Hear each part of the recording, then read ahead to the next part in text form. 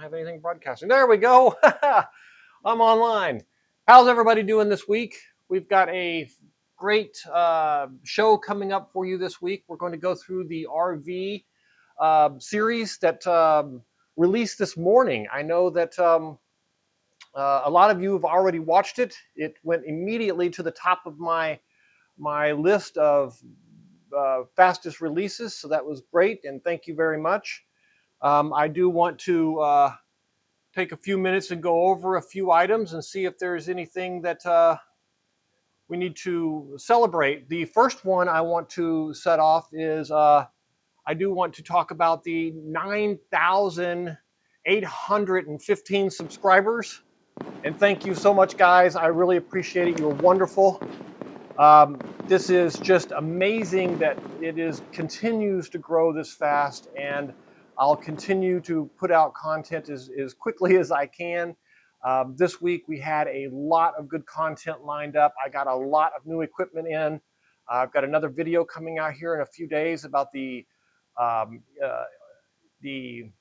EG4 6000 XP. It's just going to be a fantastic video. Needless to say, I had a little bit of warranty work that had to be done. So you'll get to see exactly how EG4 handles their warranty and how they really stepped up to the plate and helped me out. Little hint there. Another thing I did want to go over is I wanted to see if I can find the way to show this. I want to say a special thank you to all of my new members that joined over the last couple of weeks. Thank you so much. It's just the response has been overwhelming. I've got you all at least through, I think, I want to say through Thursday or so, listed on the screen. So if you're not on the screen and you show up at some other point in the future, I'll make sure I thank you also. But thank you to all of these subscribers. Mage, you're a special thank you. I'm going to point you out, and obviously if you're not here, I'm sure you'll be watching the replay, and I want to make sure that we give you a special call out. You know why it's for, and many of the members probably know what it's for also. So thank you, Mage, and thank you to all of the members and subscribers. It's just been wonderful. This week I want to go over the see if I can get these screens to switch the way I want to. This week I want to go over one of our the largest video I think that I've had released to date. This covers the 6000 XP directly, and the 6000 XP with the basically it's the entire RV series. This entire RV series, I broke the RV down into component pieces, from the inverters to the batteries to the DIY batteries to the solar panels to the charge converters to the smart shunts to the even how it's connected to the grid and how you plug in at RV parks and how you don't plug in at RV parks, or how you want it to work certain ways at certain times. I took all of that into account. I broke this into 7 different videos, and then I combined that into a master class earlier today, and that released this morning, and it's doing really well. So I wanted to make sure that everyone feels free to ask questions today. There is no subject ever off topic in my live streams. They are here for you, for interaction from you. So I always encourage as much chat as you possibly have going. I'll take it. And I do want to see if you will give me just a moment to see if I can get the chat working. I do want to take a moment to try that. I don't know if it will work, but it's worth a shot. So what I'm going to do here is I'm going to flip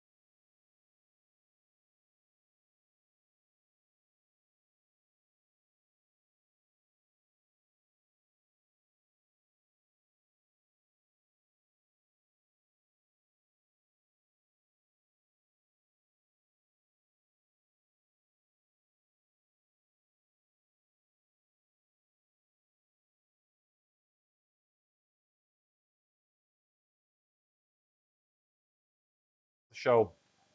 I'll go back to the chats and revisit it here in a little bit after we get launched and we get more into it. So hopefully everyone's doing well. I don't have a list of who's online at this point, but if you're here, say hi. If you're coming back, thank you. And if you're new, welcome. We do our live streams every week at 4 o'clock. I have usually a subject that I'd like to cover. This week is going to be about my RV. So I'm gonna, without further ado, I'm gonna break right into it and kind of explain what's going on with me. I got into the solar industry with my RV a little over a year ago. I wanted to, actually it's been 13 months, and the reason I know that is because I filed my warranty on my 6000 XP yesterday or the day before, and it was 2 days short of 13 months. So, so I want to go through that system in detail, and if you want specific details on how I did the installation or anything like that, if you have questions, feel free to ask them. But the videos themselves go through each one of those in great detail. Hi, Alex. How are you doing? Good to see you. And then if you're, let's see if I can get that to show up. I really would like to get this to show up. I got it working last week, and it was working really well.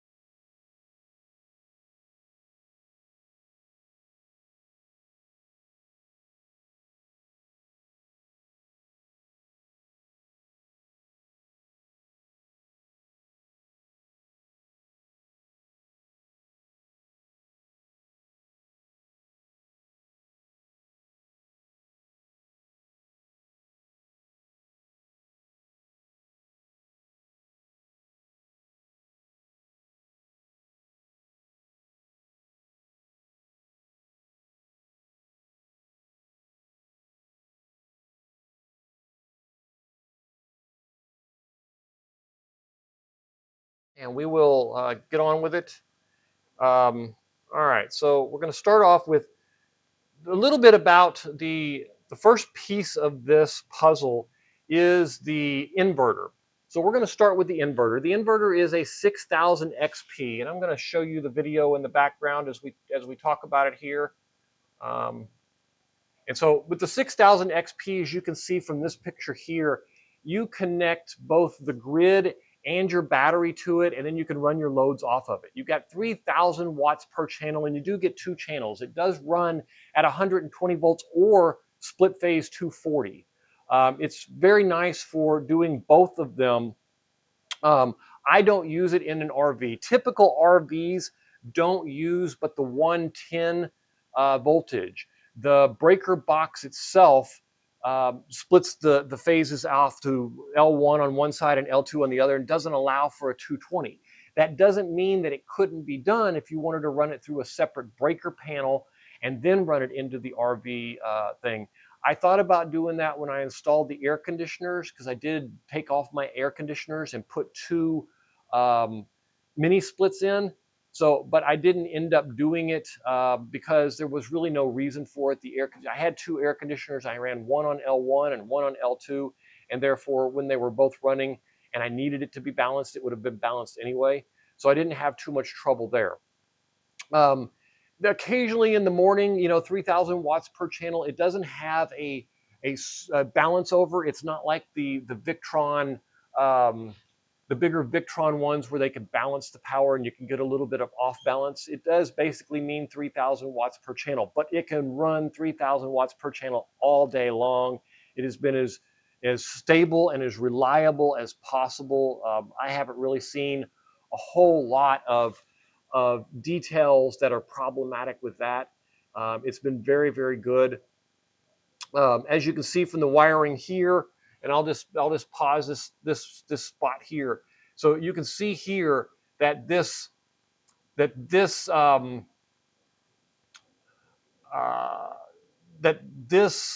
am I trying to say here? You can see here on this schematic that you've got the battery connections in the middle, and on the far left, you've got the connection to go, if you were going closed loop, that allows you to connect to the other batteries, and get the state of charge and get details like that. I usually run open loop. I don't necessarily run closed loop, but that doesn't mean that you can't if you want it to run closed loop. I do leave it there because obviously doing all the testing and playing around with things for you guys, I constantly am switching back and forth. And as a matter of fact, just debugging for EG4 the other day when we were working on my warranty ticket, they asked me to run a few things in closed loop. So I hooked it up for them also and showed it to them and did that. So moving on through the video, let's see if I can move up a little bit get into some of the things. So these are the batteries that are connected to it. These are the EG4 batteries. I do have 3 of them. They're 100 amp hours a piece. I got about 31 kilowatts of power total with 6,000 watts of power. And I can pretty much run for about, I can run indefinitely off grid, but as long as I've got sun and not too much sun. So here's where the balancing trick comes in. When the winter comes along and you don't have enough sun, you can't keep the batteries charged. When the summer comes along and it's way too hot outside, you can't get enough power during the day to charge the batteries to run overnight consistently.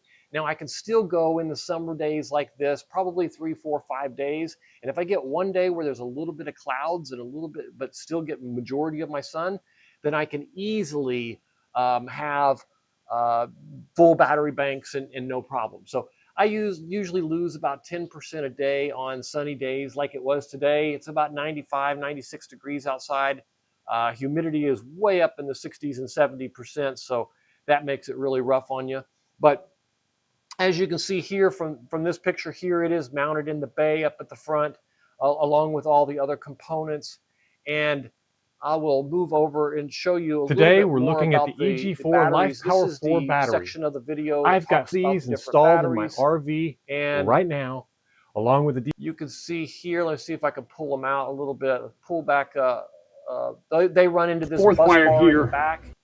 And that allows me to connect 3 EG4 batteries and a DIY battery. Now the DIY battery is 3 times the size of any of the EG4 batteries.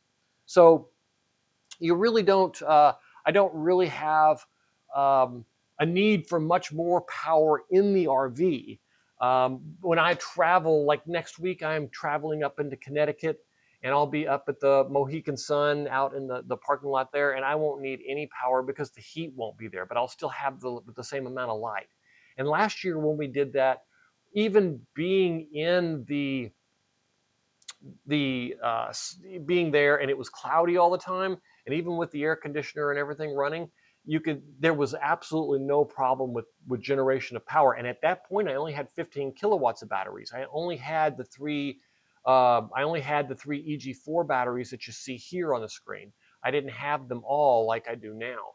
So that's just it's really good in that sense that the extra battery power allows me to do things that I normally wouldn't be able to do, especially when it gets rainy and cloudy. I went from being about 70% dependent upon the grid, or 70% independent of the grid, to being practically 98%. Now it's pretty much when something goes seriously wrong, or it's truly 100 degrees every day, and I have, a need for just excessive air conditioning power.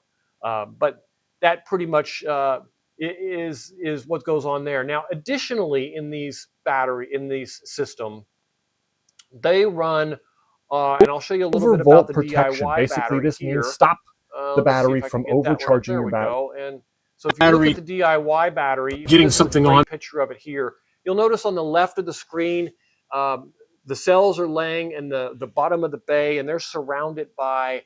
I built a manual box to hold them in. Let me just see if I can move around here a little bit. There we go. That's a good picture of it. And so you can see the box on the right-hand side, and that's basically a piece of 3/4-inch plywood. There's another piece on the other side. And then on this back side, I built a little platform to build in and mount the BMS to help control that battery. And you'll see the T-class fuse over there, and a bus bar for the negative side of things. There's also an off-on switch up there a little bit higher, if I can get a good picture of that for you. There you go. And so that allows me to,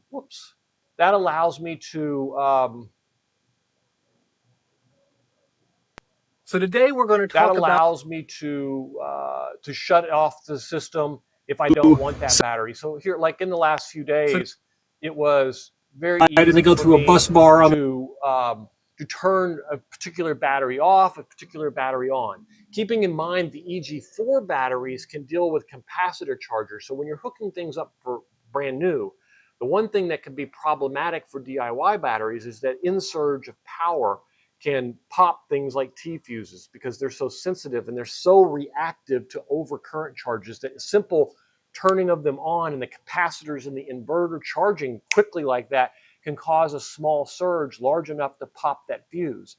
And so in this particular case, I use the EG4 batteries, or I use a special little device that I have up in the window to do that. So that kind of gives you an idea of the battery banks.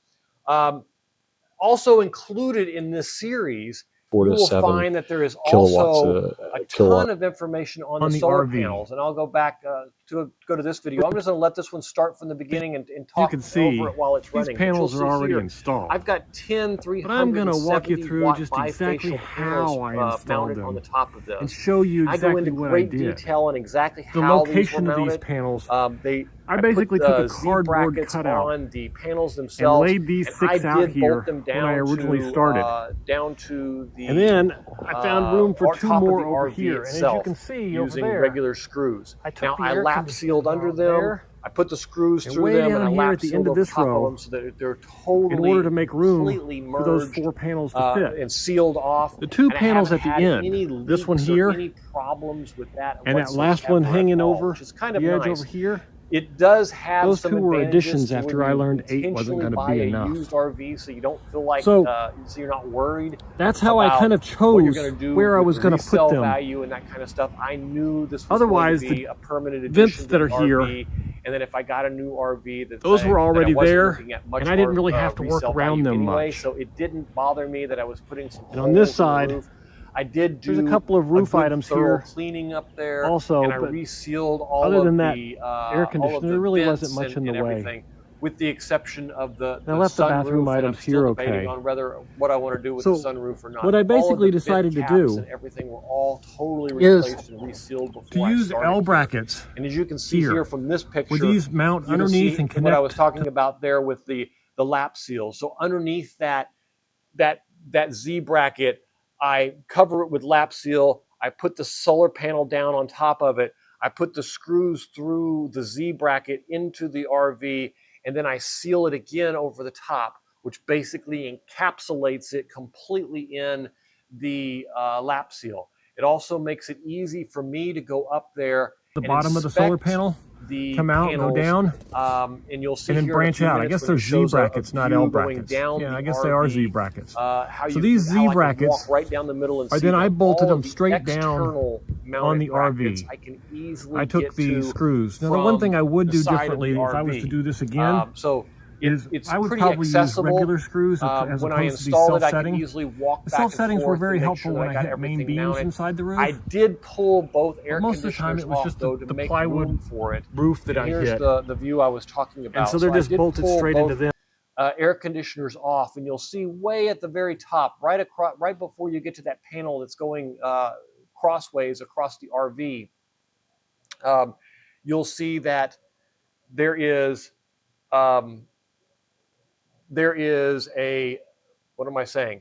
There is a solar panel running across there. There was a hole where the air conditioners were mounted, and I had two of those air conditioners on the roof, and I extracted both of them and installed mini splits in anticipation that regular air conditioners that come with RVs simply don't have the what is the word for it? Simply don't have the throughput that I was looking for, or simply don't have friendly enough to use of power. And how am I trying to say that? They use too much power, and they're not friendly enough for my inverter. I can run both of my air conditioners at the cost of one that was originally installed. Notoriously, RV air conditioners are power pigs and hogs, and at the same time, they are not only are they electricity dependent, but they're also not very friendly working with other devices. They're very noisy, loud inside. They make it impossible to watch TV. And if you sleep, it's like sleeping in an airport with a constant airplane landing at you. Hello, Missy. How are you? Good to see you. I know you've been working on your solar system. My audio is overpowering.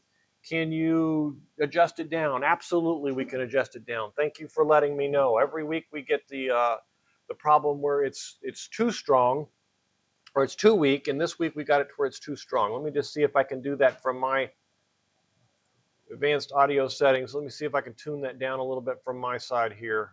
We'll try that first, and if that doesn't work. All right, is that any better? It's still a little bit high. I'm going to take it down just a tiny bit more. This is the first time I've had complaints where it's too high. How's that, Missy? Is that better?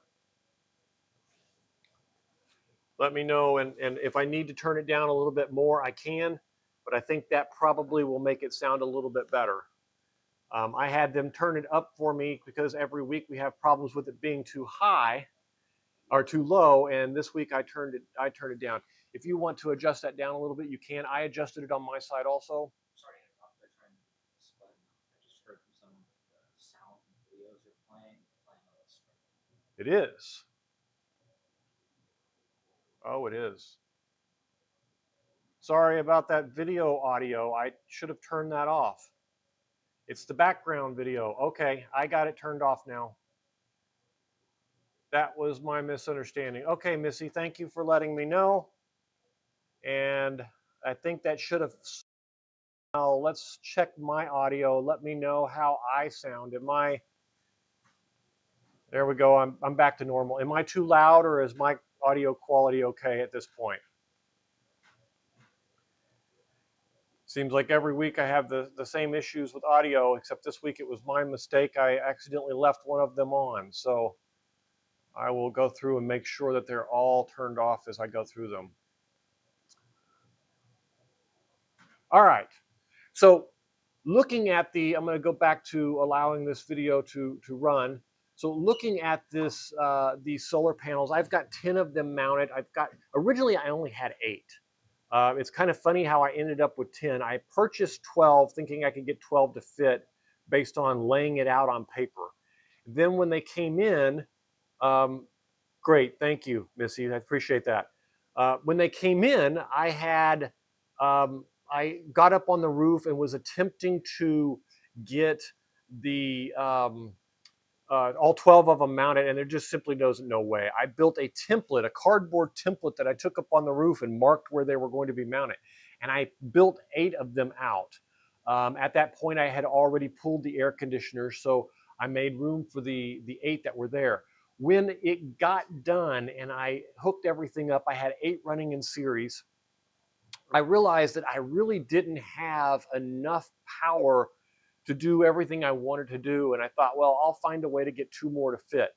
And so if in this video, you'll see in the back of the RV there, you'll see there is an extra panel going horizontally across. And then if I scroll forward, let me see if I can find the one up in the front that's exactly the same way. In the front of the RV, I put in another one that is vertical also. And I'm going to see if I can get that one. I think it shows right here on this. I can't roll this really smoothly forward. When it rolls forward, though, I'll pause it on there. But I also put one on the front of the RV. And so I ended up with 10 panels. And when I left home originally a year ago on my first trip out, we were heading to Rhode Island. Here it comes around. And you'll see way up there at the top, there's another panel going vertically across there. Those are the 2 above 8 that I mounted. I ended up with 10 panels, and those are the ones that I left with originally on the RV. When I got to my first long-term stop, we were in Pennsylvania for a week at Hilltop RV Park, I believe was the name of it. It was really cool. It was at the very top of a hill, and the top of the hill was like cut off, and there was just an RV park up there. It was a big round one. It was really kind of cool. But while I was there, I had a tree in the way, and it basically made it very apparent that it was going to be a problem. Shading was going to be a problem. So what I wanted to do is I wanted to split my panels into 2 sections. And because I had a 6000 XP, it allowed me to either split them into 5 in series, 2 in parallel, or to take and generate 2 5 series things. So what I did is, and I'll show you here on the computer screen, I can go over to the Home Assistant, and you can see here with this, what I did is I split the panels. Let me go down to the solar panel PV. I split the panels into track under PV1 coming into the RV and PV2 coming into the RV. These are 5 panels each. So originally I had them all running into one, and so I split that off to run into 2. Now, I could have paralleled them together and ran them, but I had enough foresight when I originally saw when I originally installed everything on the RV, that I went ahead and ran 2 sets of lines down. So it was just a matter of configuring the second line, plugging it into the 5 panels, and breaking them off. So that is how I handled that. That really did solve all of my shading problems. And I wouldn't say all of them. I mean, obviously, if I still get a branch across one panel, the 5 panel series goes down. But that really wasn't the big issue here. The issue was that all 10 panels were going out or getting affected really bad. And that's a conversation for a future video. I would like to go into more detail. I think I mentioned it last week that I want to do some more details on exactly how parallel and serial works. Everyone explains the basics, but they don't explain what happens, what's technically happening when one panel gets shadowed, and how it affects the other strings, how you can mix. I get a lot of feedback on this on the solar shed when I've got 4 in series or 2 in or 4 in series and 3 in parallel. And I've also got a video that's coming out soon for 3 in parallel and 4 in series, or 3 in series and 4 in parallel, excuse me. And so I get a lot of feedback about that. So I'd like to to go into a little bit more detail about that also. But looking at the, going back to where I was with the videos here on the RV, so that's really the solar panels.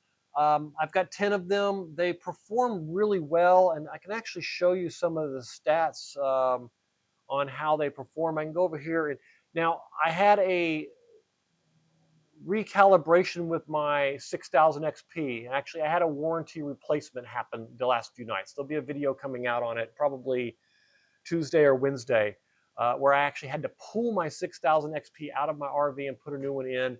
I go through exactly everything that happened with EG4, how the warranty process works, how Signature Solar responded, and I can give you a little bit of insight into it. It was all good news. They really stand by their products, but you'll see that there was quite a bit more grid usage here than I'm accustomed to. And you'll see here on the stats that all of a sudden after the 27th that my load didn't change, but my PV did. And you can see that I had some problems here from about the 17th forward where the PV was acting up and I wasn't getting what I was supposed to be getting back here. And then it completely went out, and a lot of intermittent stuff. And of course, this happened when I was in Georgia and traveling. Isn't that the way it always works? And let me see what that message says. Chat works, I think. It does. Chat works just fine. Just found you. I will be 9816. Not sure if you're talking to me or who you're talking to, but I see you're RVing with Bandit. I see your messages. I just don't know if you're referring to me. But either way, so you can see here now my RV power is coming back. Yesterday I got it running, was my first full day back on RV power after the warranty work. So that's really good news. And I have a complete video coming out on that, on exactly what it took to, the trick here isn't just replacing the 6000 XP. The trick was getting all of the equipment that surrounds it, the solar assistant, the home assistant, all of your fuses and breakers and your off-on switches and all of that to work without too much effort of basically rebuilding the system from scratch. What I didn't want to do is have to come back in here to Solar Assistant and rebuild all my history, lose all of that history. I didn't want to come back in here to Home Assistant and lose my connections to my batteries, my inverter, the power flow that comes in and out, especially all my power screen here where it talks about all of the different power. I did lose one item here, but that was specific to that particular entity that's on that inverter, so I'll get that one working again. But for the most part, everything else here switched over flawlessly, and you'll see that on the up and coming video. Anyway, I just wanted to kind of give you a quick on that one, what's going on there. So let's get back to the different components that I've got here. And like I said, if you've got questions, feel free to write them in the text, and I'll be glad to answer them. I've also got a charge verter in my system. And it simply just plugs in here. I don't know if you guys are familiar with a charge verter, but this is basically the charge verter was an easy solution when I was looking at all of the equipment for my RV. I wanted something that I could charge off of any grid at any size at any power. How I do that. And as much as I love the 6000 XP, over here so you can see the charge switching verter. it between 240 so basically here with the, and I did it again. Sorry about that. It's off. Fortunately, this time I checked it. I thought I had gone through and checked them all before we started broadcasting, but I hadn't. So sorry about that again, guys. Didn't mean to cause that kind of problem. The charge verter is a fancy charger. It's a 100 amp charger. It takes its AC power and converts it into DC power and can charge your 48 volt battery. For the price, it's a really good deal, and it does it very rapidly and very safely. I got an opportunity to use one this week, as when my 6000 XP was acting up, I didn't have an option but to use it for a little bit of charging. So I can confirm that they worked really well. I ran it on both 240 and 110 or 120 for about 2 days actually.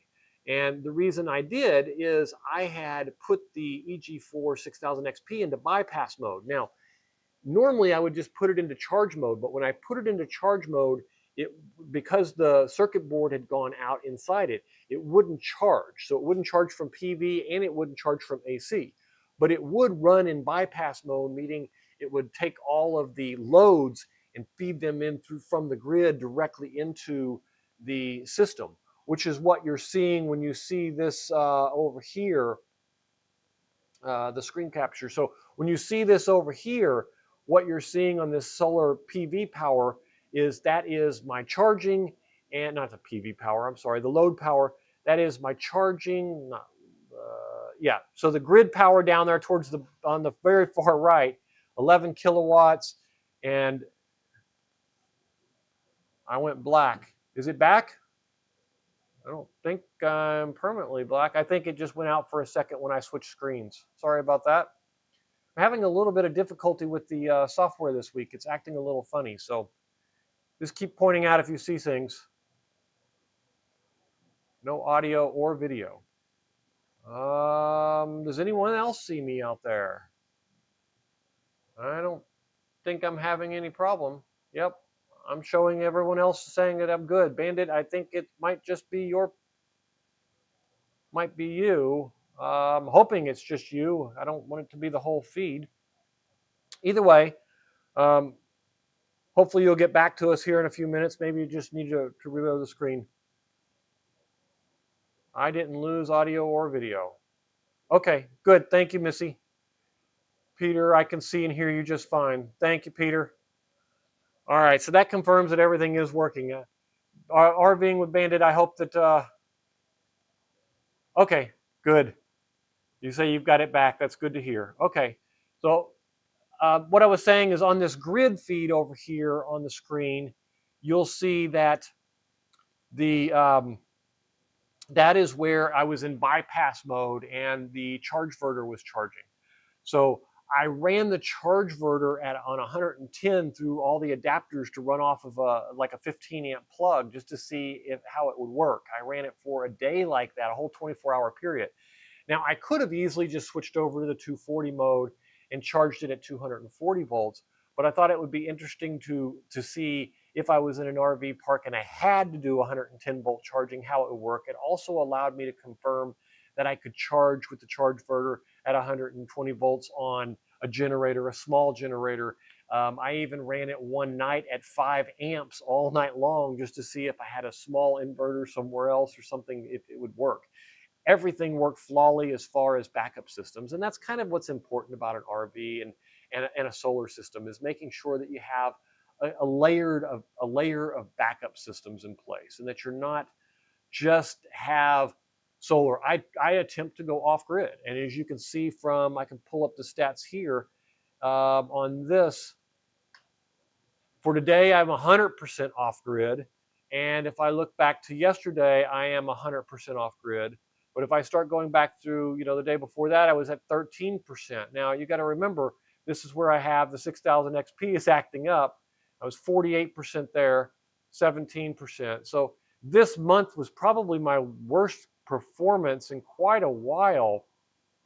81, but I'm still 81% complete independence from the grid, which is really bad for me. And let me kind of give you an idea of what I mean by that. So if I take the entire month, it should say 81%, 80%, and that's because the end of the month isn't done here. But if I go back to last month, I was at 91%, and that 9% is technically from the heat. That is not equipment problems or anything else. It is simply the air conditioning is just, consumption is extremely high this time of year. And we can scroll down here and take a look at that. You can see, and I was also running hot water heater. So I had, I forgot that I was doing hot water heater at that point also. So between my refrigerator, my AC for the bedroom, and the AC for the living room, you can see that the consumption here is extremely high on all of those items. And I go back to last month though, if I'm looking at what month is this here, this is in May, I was 100% off grid for the whole month. Didn't use a single watt of power. And April is the same way. You have to go back to pre-installation of the DIY battery where I expanded my capacity to see here in February where I used grid for the last time prior to that, prior to this recent problem and this heat issues that we have. Is the 6000 XP, and this is RVing with Bandit, is the 6000 XP capable of pass-through of 50 amp service when plugged in? Sorry, new guy, just found you today. And glad to have you RVing with Bandit. And yes, it is capable of 50 amp bypass. And I probably can pull up the, let's just do that real quick and I'll show you what basically it's capable of. So the 6000 XP, wow, I can't type today. 6000 XP manual is readily available out on the internet. And here are the specs for it.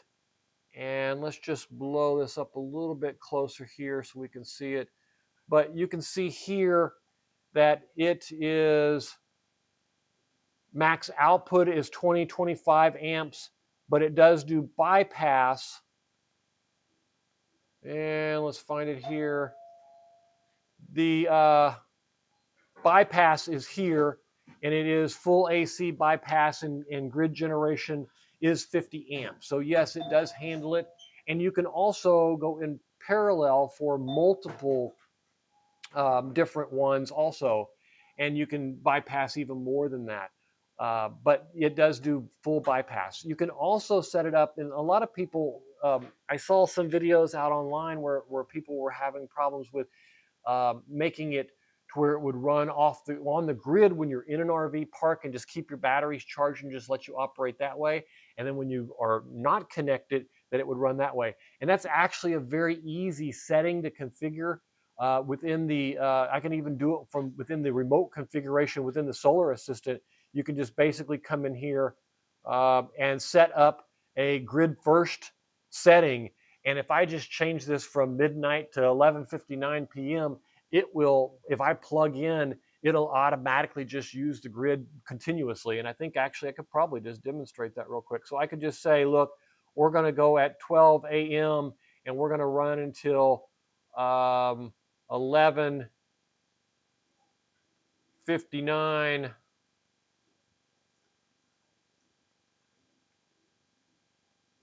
p.m. on the grid. And when this updates, you'll see here that this should switch to grid first from midnight to 23:59, so that's all day. And then if I come back over here, we'll give it a second to update, and this is going to switch off to using the grid as opposed to using, at least it should, switch off to using the grid, at least if I configured that right. Let me make sure I got it right. Grid charging, grid first. Yeah, what did I do wrong here?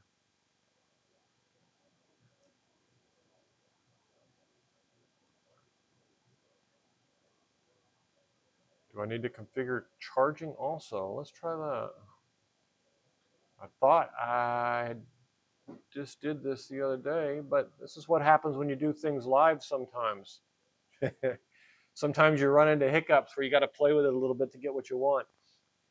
And this is a live connection to my system, my RV that's down the street. I'm at my wife's comic book shop here on Cocoa Beach this week.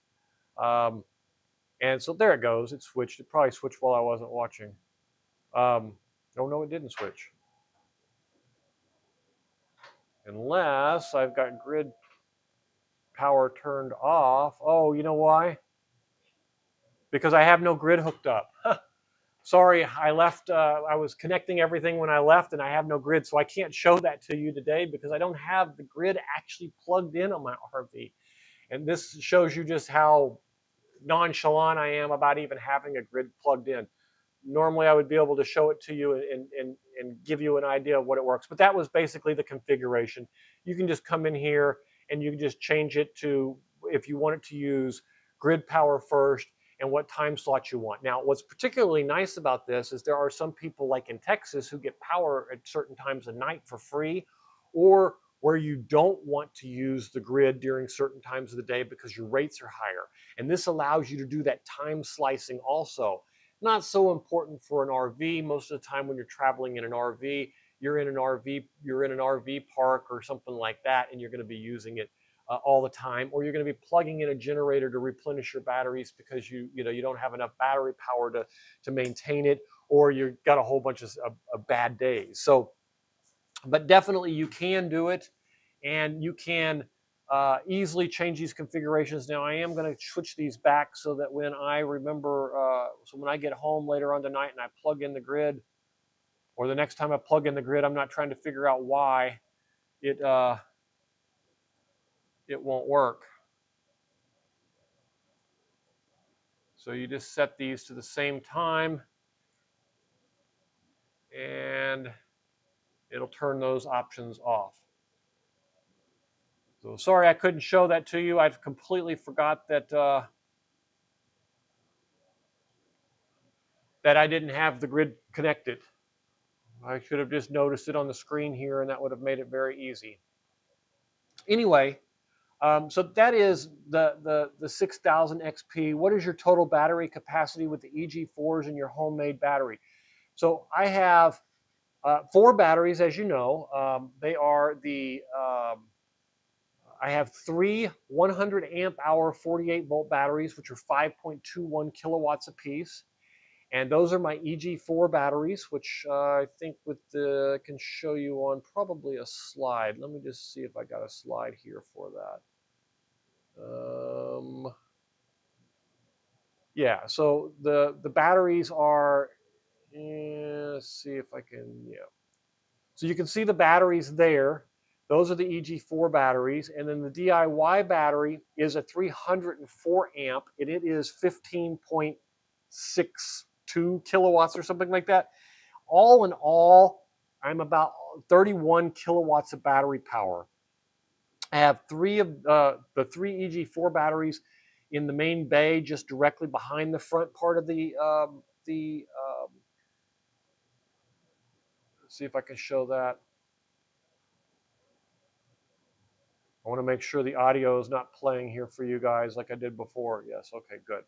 So let's see if I can. I got the 3 EG4 batteries. Today we're looking at the EG4 here. So you can see here, these are mounted in the inverter is mounted just on the other side of that board there. So these are mounted directly behind it, and they run in through to the EG4 on the other side. So you can see here is where they come through the wall and connect to the battery bus bar. So I have a battery bus bar, a fuse, and a distribution bus bar. And the reason I do that is I also have on the negative, I have the fuse on the positive side, and on the negative side I have the Victron Smart Shunt for all of my measurements and tools like that. And you can see that easily over in the computer screen here. I have 3 different states of charge that I keep track of. So you'll see here I have the Victron one, which is the most reliable one in my opinion. If I have any issues or questions of whether or not my battery is accurate, this is the one I use. There's one built into the JK BMS, which the Home Assistant pulls that information directly off the Bluetooth and reports it here for me, in addition to all of the different cell information and everything I've got access to. And then the third one is down here, which is the SNA, which is the Lux Power, which is basically coming in through the Solar Assistant, which is connected also to the 6000 XP. So this controls those 3 batteries, and you can see each one of them has their own state of charge listed over here, as opposed to the average that would be used over here. So I have 4 batteries, total 31 kilowatt hours, mounted in the RV. Now, with those, they are mounted in 2 different places though. So the first one, as we discussed, is mounted. Today we're looking at the EG4 Life Power 4 battery. The second one, I've got these installed in my RV up with the right inverter. now, and when along you with get the to watching DIY the video battery. later on this These week, 48 volt 100 about amp the rack swap mount out of the about the swap out between the existing battery and the new battery, you'll get a kick out of what I had to go through to actually get the inverter out of the get the 6000 XP out. Now let's see if I can show you that DIY battery is what I'm looking for here. Yeah, here it is. So the DIY battery, and if I can probably get a zoomed out view here somewhere. No. Oh, that's because I'm on the wrong screen. Here we go. Yeah, so you can see this is in the bay also. So what I did is I took and allocated a piece of the bay to the battery and just built the box in the bay up front. And the inverter, you can see on the very far right-hand side of the screen, that's where the inverter is. And that gave me a lot of trouble when I had to replace that 6000 because that battery wasn't there when I put it in. RVing with Bandit. My built-in BMS is generally lower than my Victron Smart Shunt. Would you say that Victron Smart Shunt is more accurate? Bandit, yeah, there's two things that I'll give you to give you a really complete answer there. The first one is it more accurate? The answer is the Victron Smart Shunt is definitely more accurate. And let me give you an example why. When you're talking about quality of measuring electronics, the Victron Smart Shunt costs about $100. It's tuned precisely to do exactly one thing. In the BMS that's in your battery, for example, my BMS, the JK BMS that's here, is I think $160. But not only does it include a battery shunt, it includes all the electronics, all the Bluetooth tools, everything that's needed in order to connect to the battery, to control the battery, to control 200 amps of power and all that. So my question to you is do you think that the quality of the shunt itself is anywhere near the quality of that's built into the BMS? And my gut tells me probably not. That's why it's more accurate to use the shunt. That said, I do want to point out that 9 out of 10 BMSs need you to calibrate them. And JK BMS is an extreme example of this. The JK BMS that I have, as you can see from this screen here, let me see.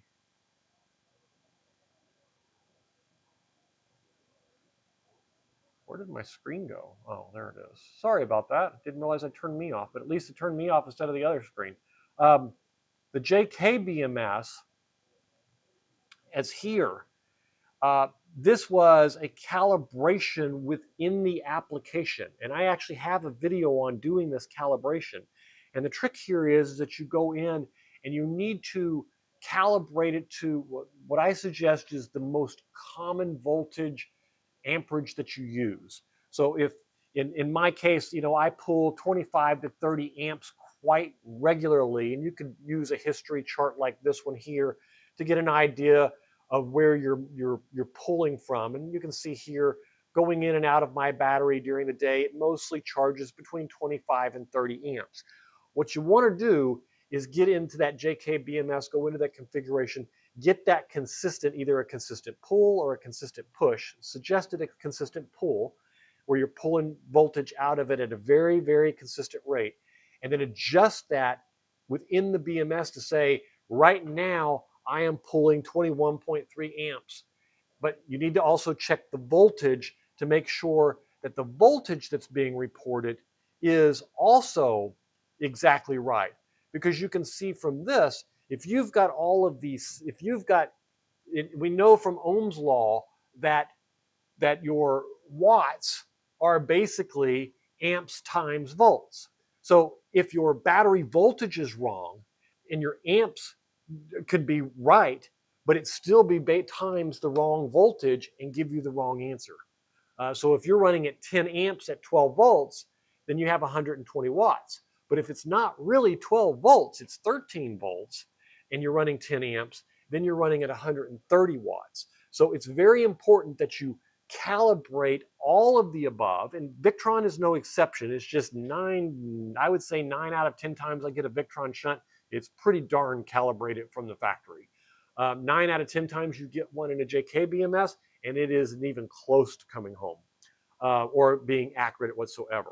So yes, the Victron shunt is more accurate. Yes, 9 times out of 10, your battery will report a state of charge that is not completely accurate whatsoever.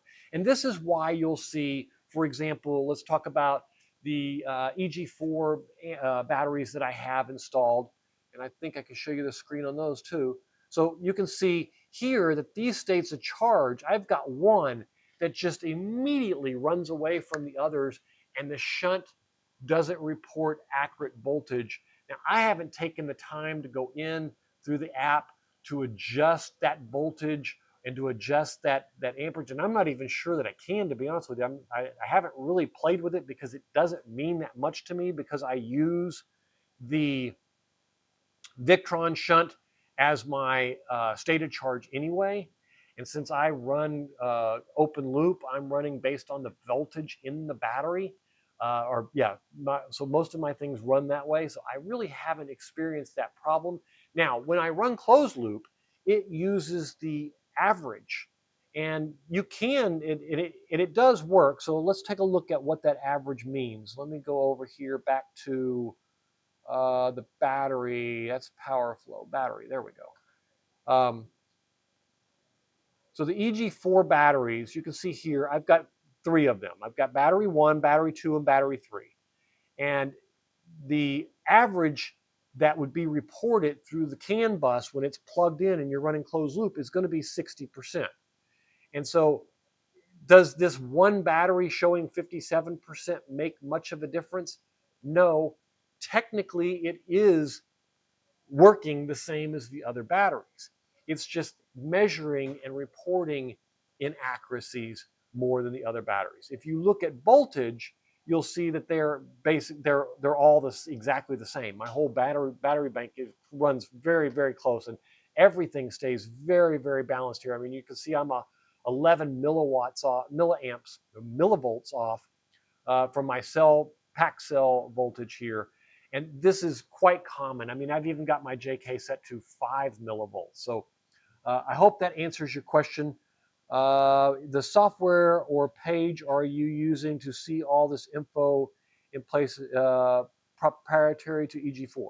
No, neither one of the apps that you're seeing is EG4. This is Solar Assistant. Now, Solar Assistant is a little product that you can buy. Let me see if I can find their homepage for you. Here it is. Solar Assistant is they sell the software to run and report all of this content. They're compatible with tons of different inverters. Multiple inverters can be connected to one. It basically gives you the base reports. Now, the thing about Solar Assistant is that it is extremely package driven. And what I mean by that, there's not a whole lot of customization you can do to it.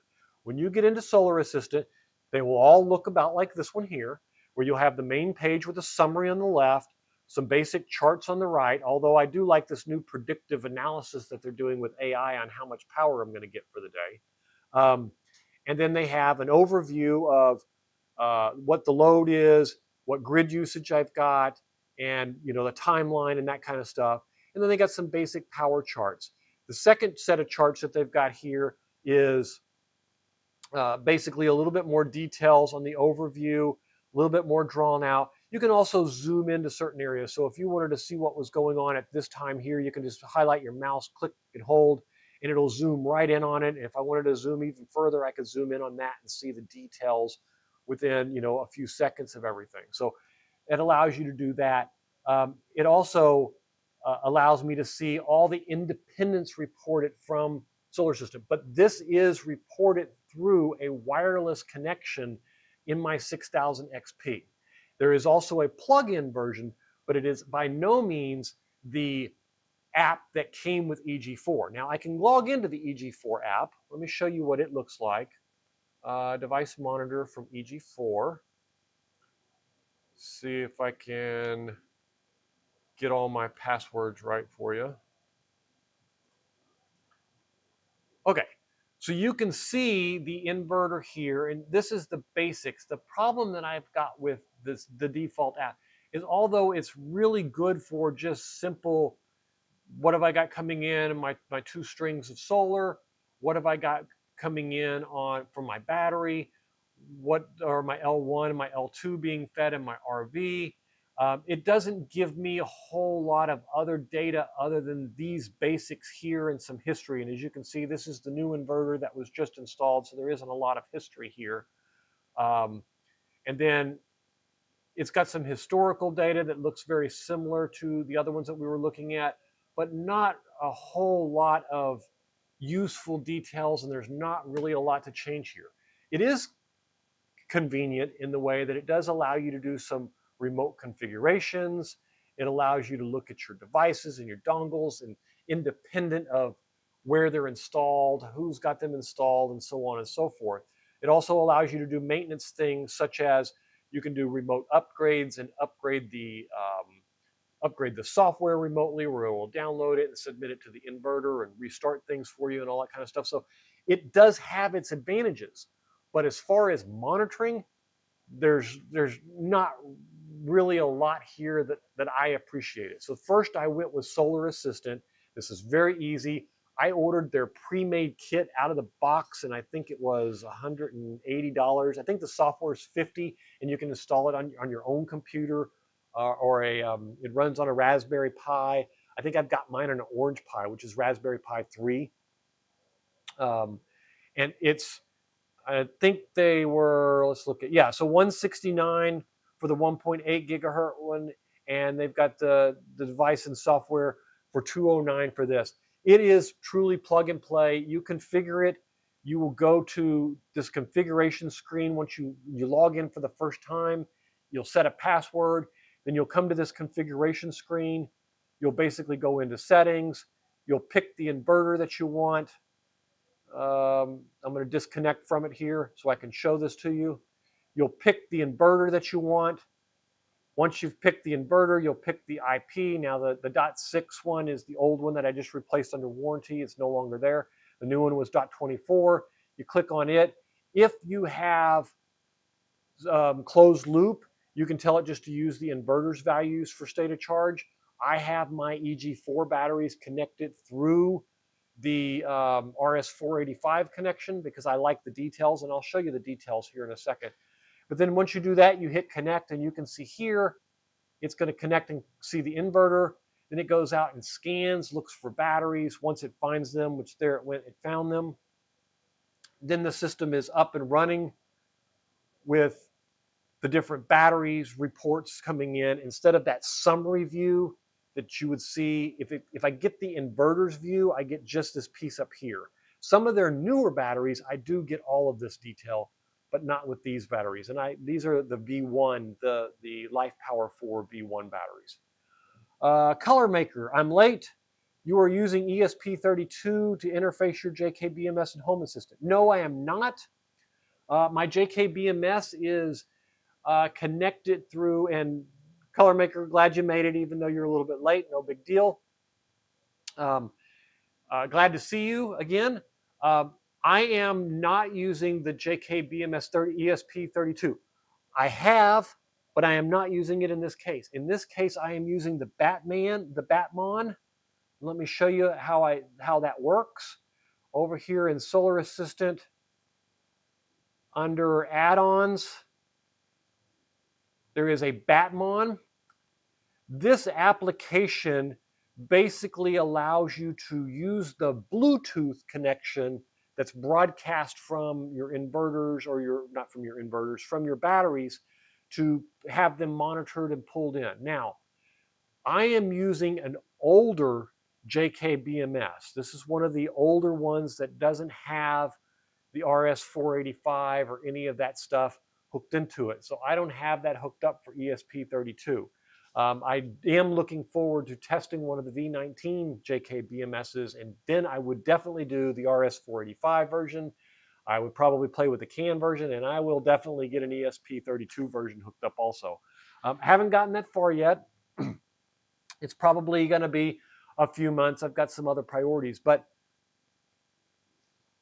today I'm using this. Now, this works with a variety of batteries, as you can see here: the JK BMS, the Daily BMS, the JBDB, the Amp BMS, the Super Volt BMS, the SOK BMS, and the Victron Shunt, the Victron Smart Shunt. The Smart Shunt is particularly useful in that you can connect it to this and then provide the solar assistant to your inverter for closed loop. So that's actually, it's particularly helpful there, connecting that way. Nice look at my SOK BMS is supported. Nice, looks like my SOK. Yeah, the only thing that you have to worry about with this one, I'll give you one word of warning, is it isn't 100%. I wouldn't use it for mission critical stuff. If you're looking for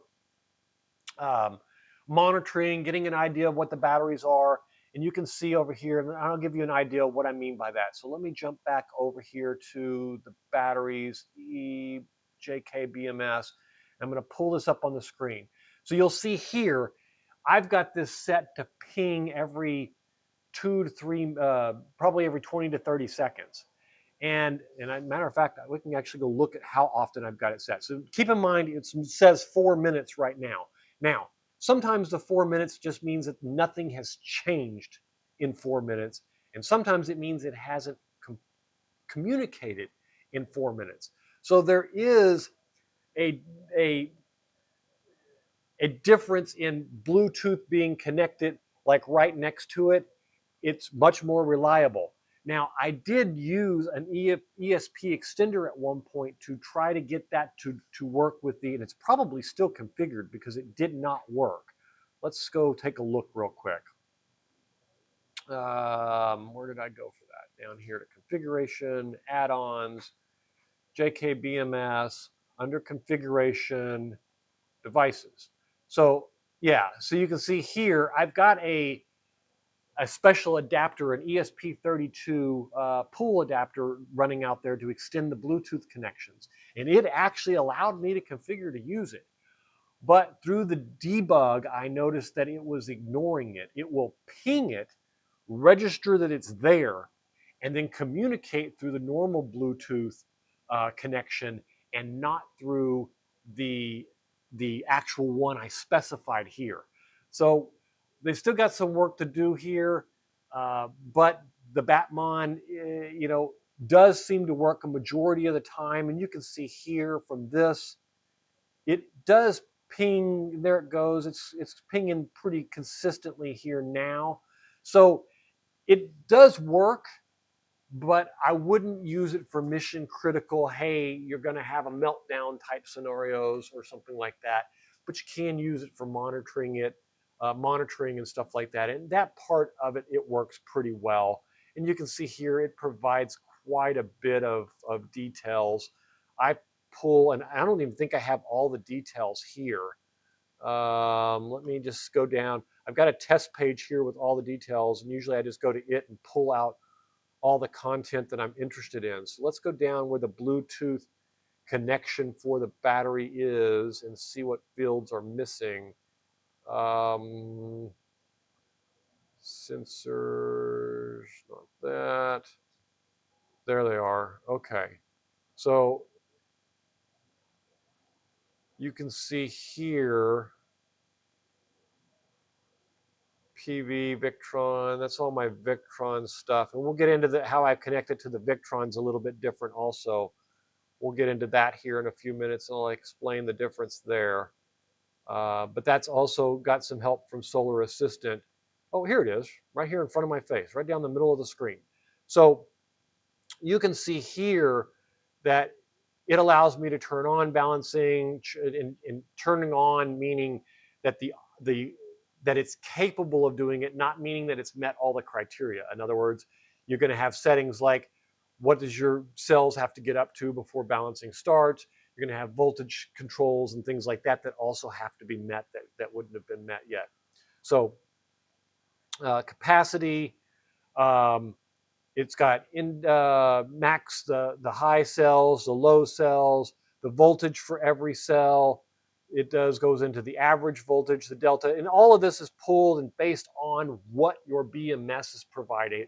It's not necessarily the app itself. So when the app goes out and runs the ping on the Bluetooth, it will pull back all the fields that are there, and then it just populates them here. And I had to go in and say, these were the ones that I wanted to use and adapt them to however I wanted to use them. So as far as does it work? Yes, it works. As far as is it reliable? No, I wouldn't do it that way. Does it work with ESP32 through Bluetooth? You have to use the wired RS485. It's a bummer, and hopefully there will be firmware updates to fix it. Oh, there'll definitely be firmware updates to fix it. They're not going to be able to hide. And my guess is, worst case scenario, Batman. Now, I had configured an ESP32, programmed one for the Victron to do the charge controllers. My guess is if it supports RS485, then we can run the RS485 through the Bluetooth. It's just someone's going to have to do the bit sort. And JK is pretty good about giving you specs when you ask for them. So I don't think it'll be far off, especially considering they just really started hitting the market with those and really getting heavily into them.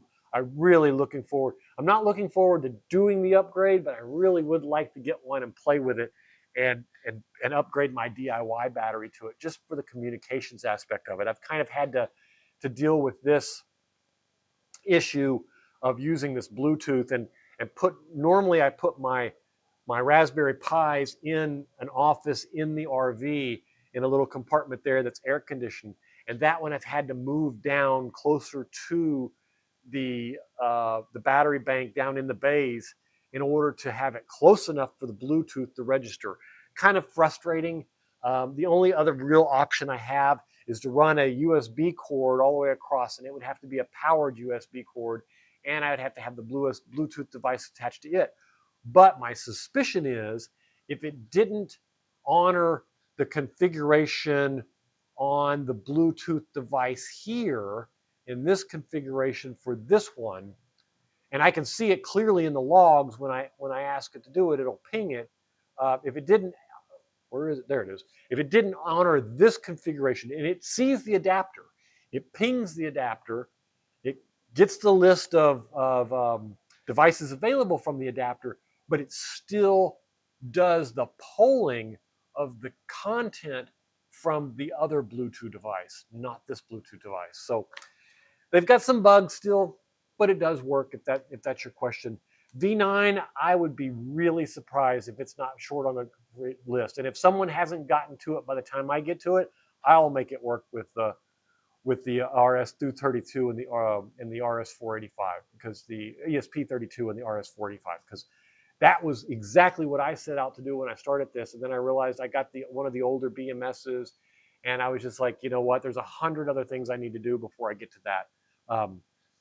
Now, I did get on the solar side of things, though. So in the Solar Assistant, I configure. Oh, I missed the live episode, and there are some interesting things again, especially since I'm still waiting for the 314. You missed the live episode. Well, you haven't missed all of it yet.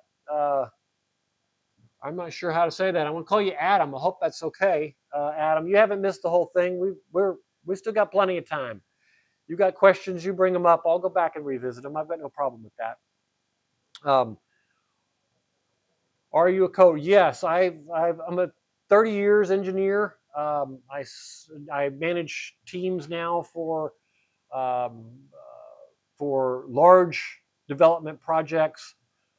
From the architecture standpoint inside there. So absolutely have many, many years of experience there, and from the engineering side of things. So absolutely. It can be an amateur show, Bandit, and it can be a very technical one also. It depends on who's here and who's asking the question. So if you've got questions there, I try to cater to both. Sometimes I get off in the detail. So if you're if there's amateur questions that you have, feel free, but I always encourage everyone to participate and ask the questions that they need.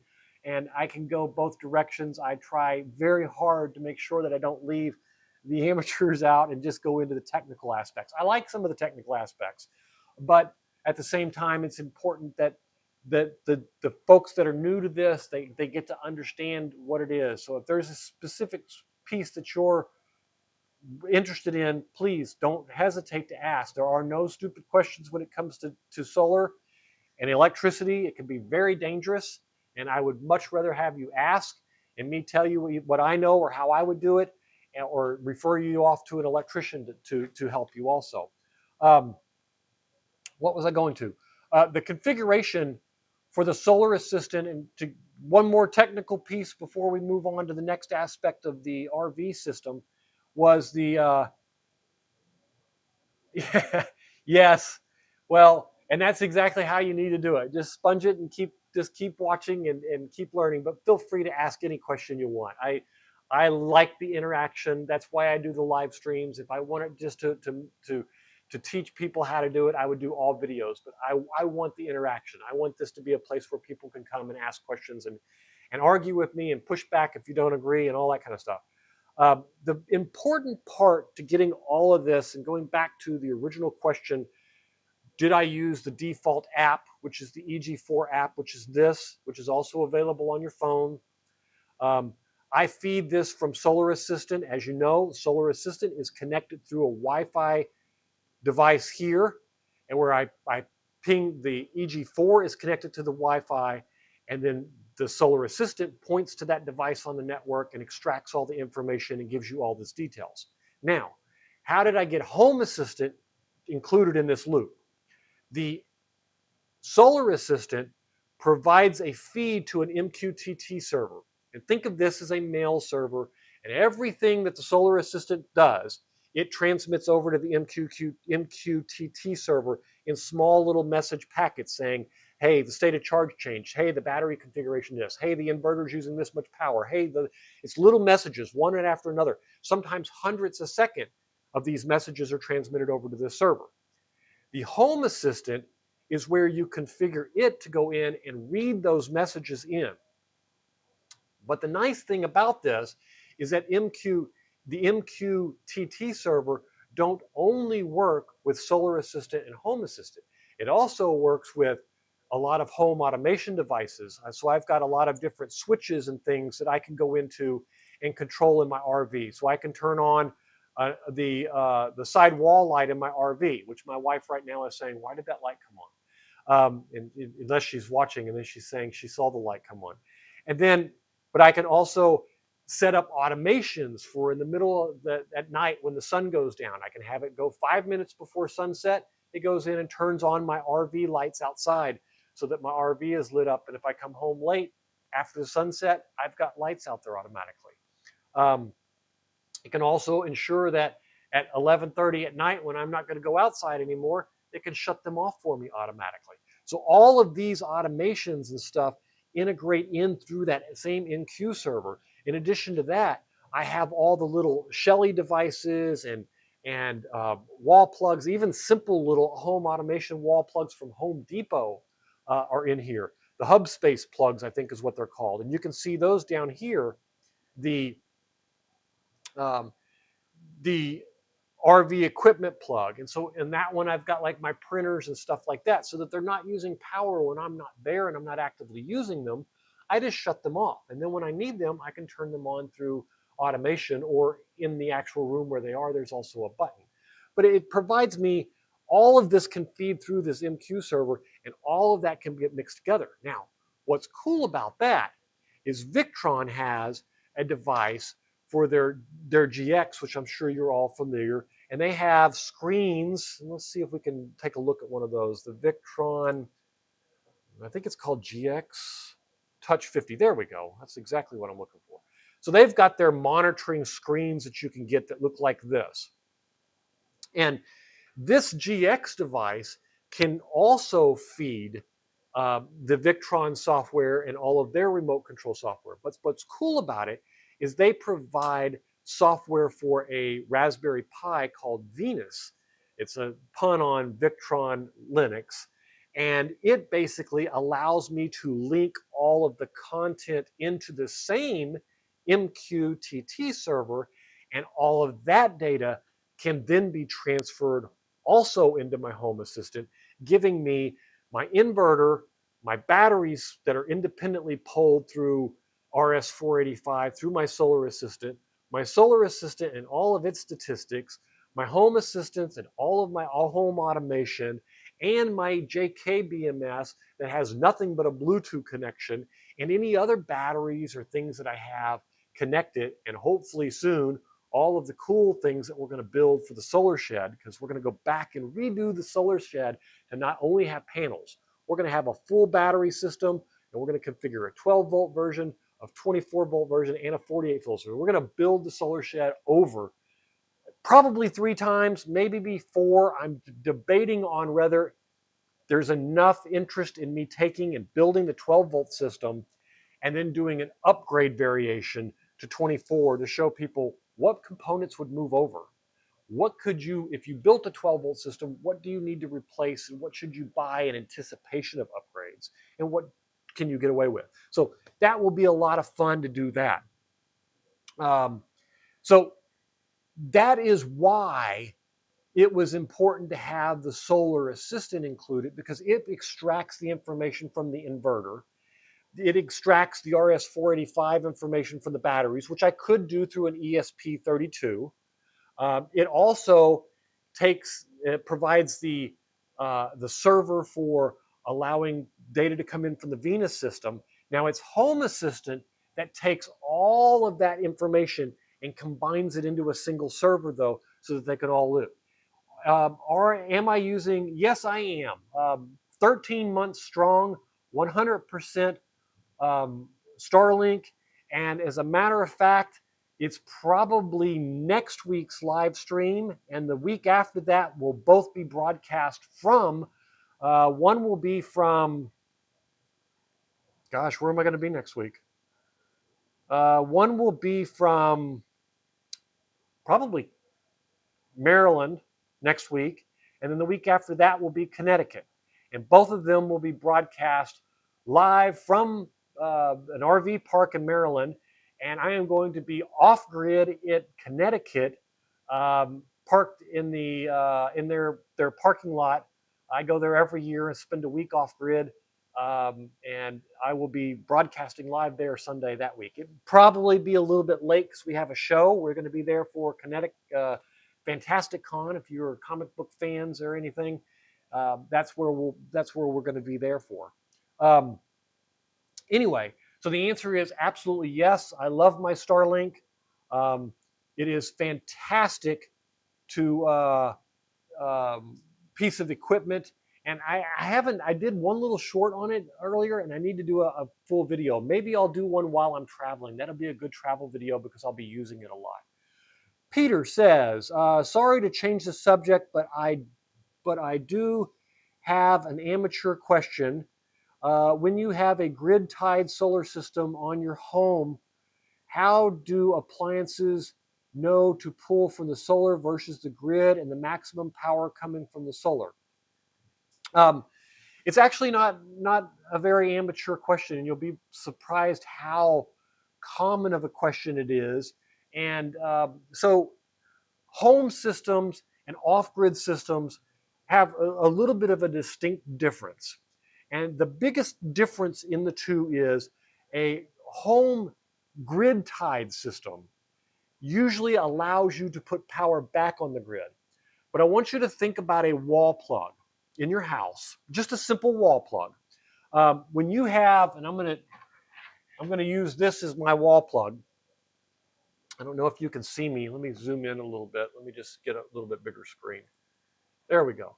So when you take a wall plug and you plug this in to an outlet, that outlet has a maximum rating. In other words, a maximum amount of power that you can pull.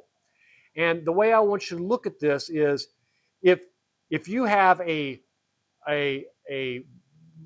jug of water, a 50-gallon jug of water hanging from the ceiling, and a little bitty water hose coming out of the bottom of it, and you turn the spout on for the little bitty water hose, just because it has the potential to provide all of that water doesn't mean that it does.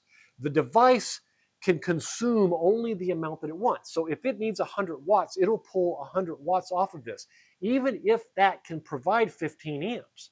Now 15 amps at, and I don't know where my phone went off to. Let's just see here, calculator. 15 amps at 120 volts is 1800 watts. Now, just because I plug something in doesn't mean that it uses all 180 or 1800 watts. And so, thank you. You found my phone for me. So my math will be faster now and more accurate. But, and this is true for big plugs too. So people ask me all the time, well, if I've only got a 30 amp plug, can I plug it into a 50 amp outlet? Yes, you can plug it into a 50 amp outlet because it's only going to pull the 30 amps that it needs. It's not going to just pull endless voltage. Otherwise, you plug in a razor charger that only uses 5 or 6 watts, or a phone charger, for the perfect example. You plug in a phone charger and this is going to use probably 5 or 6 watts. It would blow up because of all the energy that's there. So the same thing is true for your grid. And I know this is a long-winded explanation, but it's really important that we get it right. The grid, and I've got a whiteboard back here. I could probably get it a little bit more detail with that. So the grid being available doesn't mean that's where the power comes from. So let's talk about, you have the grid, and it can provide most homes, most standard homes, and I'm going to use 200 amps as a general reference at this point. The grid can provide up to 200 homes. You go into some older homes and they may be as little as 100 amps. You go into some bigger homes and they've got 400 amperes and 600 amperes. But none of this matters because this is the maximum that can be provided. Not that it's just going to shove all that power down your throat as soon as you plug something in. So this goes into a box, and it's usually labeled as your breaker box, and you see in this breaker box, big wires come in the top, and they feed a bunch of circuits down like this. And each one of these is a limited circuit, and let's say you have a 15 amp circuit that runs to a wall plug. So this 15 amp circuit, the reason it has a 15 amp circuit isn't that there's not more than 15 amps available. There is. But the whole purpose of this circuit breaker is that the wire that's connected between here and here can't support, or isn't designed to support, more than 15 amps. And that's why you have a breaker here that says a 200 amp breaker, because you don't want this panel pulling more than 200 because it's only designed to support 200. You have a breaker here for 15 because you don't want this wall plug pulling 200. But that doesn't mean that if I don't plug in something that's 5 watts, it's only going to pull what it wants. Now, here's where it gets really cool with solar and grid-tied systems, is that on a grid-tied system, there's what they call a tap. And this runs to your inverter. Now, inverters is another story, and we can get into that in another conversation. But I'm going to take the simplest form and say that the inverter is providing power to the grid. Now, it has to match the grid's power exactly. So it's very important that it sees the grid there and that it matches it. And what I mean by that is power has a harmonics. They call it a phase. It's got to be in phase with it. It's got to be exactly the same type of tones. It's a very bad explanation of it, but go along with it at this point, and maybe I'll come up with a better idea. But the sine wave and everything has to be in sync so that the power matches exactly. Because AC power bounces from a positive 120 volts to a negative 120 volts, or actually it's from a positive 240 to a negative 240, but that's okay. We'll look at it this way. And it goes up and down. So what you want is you want this power coming from this inverter to be exactly the same as the power coming from the grid. Now, the cool part is The grid only provides, and this is what we said earlier was so important. The grid only provides what power is needed. It doesn't just cram it all down our throat.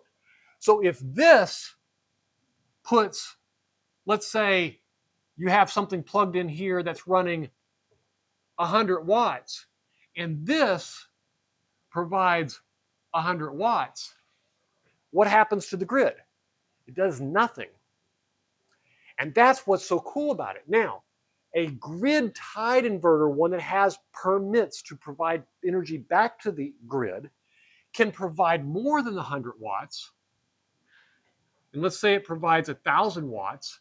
What would happen is it would come over here, and what gets used, 100 watts would get used, and then 900 of it would flow backwards through this grid connection, go back to the wires, and your neighbor would use it. It would feed them. And if it doesn't feed them, then it would flow back to a neighborhood junction. Usually there's 2 or 3 houses on each one of these feeds. And then the next feed goes into a dozen houses, and the next one goes into hundreds of houses, and the next one goes to thousands of houses. So there's a whole bunch of levels here of this going up and up and up and up, and there's voltage changes and conversions, and it goes up and down. This part gets very complicated. But this is what you need to know, is that this can provide power that exactly the same type of power that's here, making it look like nothing's being used by the house, therefore you don't use anything. Now, this piece right here, this is the part that's very interesting. And well, this is the part that a lot of people don't understand. I need a good color. Here we go. Nah, that's not a good color. Let's try this one. All right. Now let's say right here, you've got a meter on the outside of your house. Think of this as a giant shunt.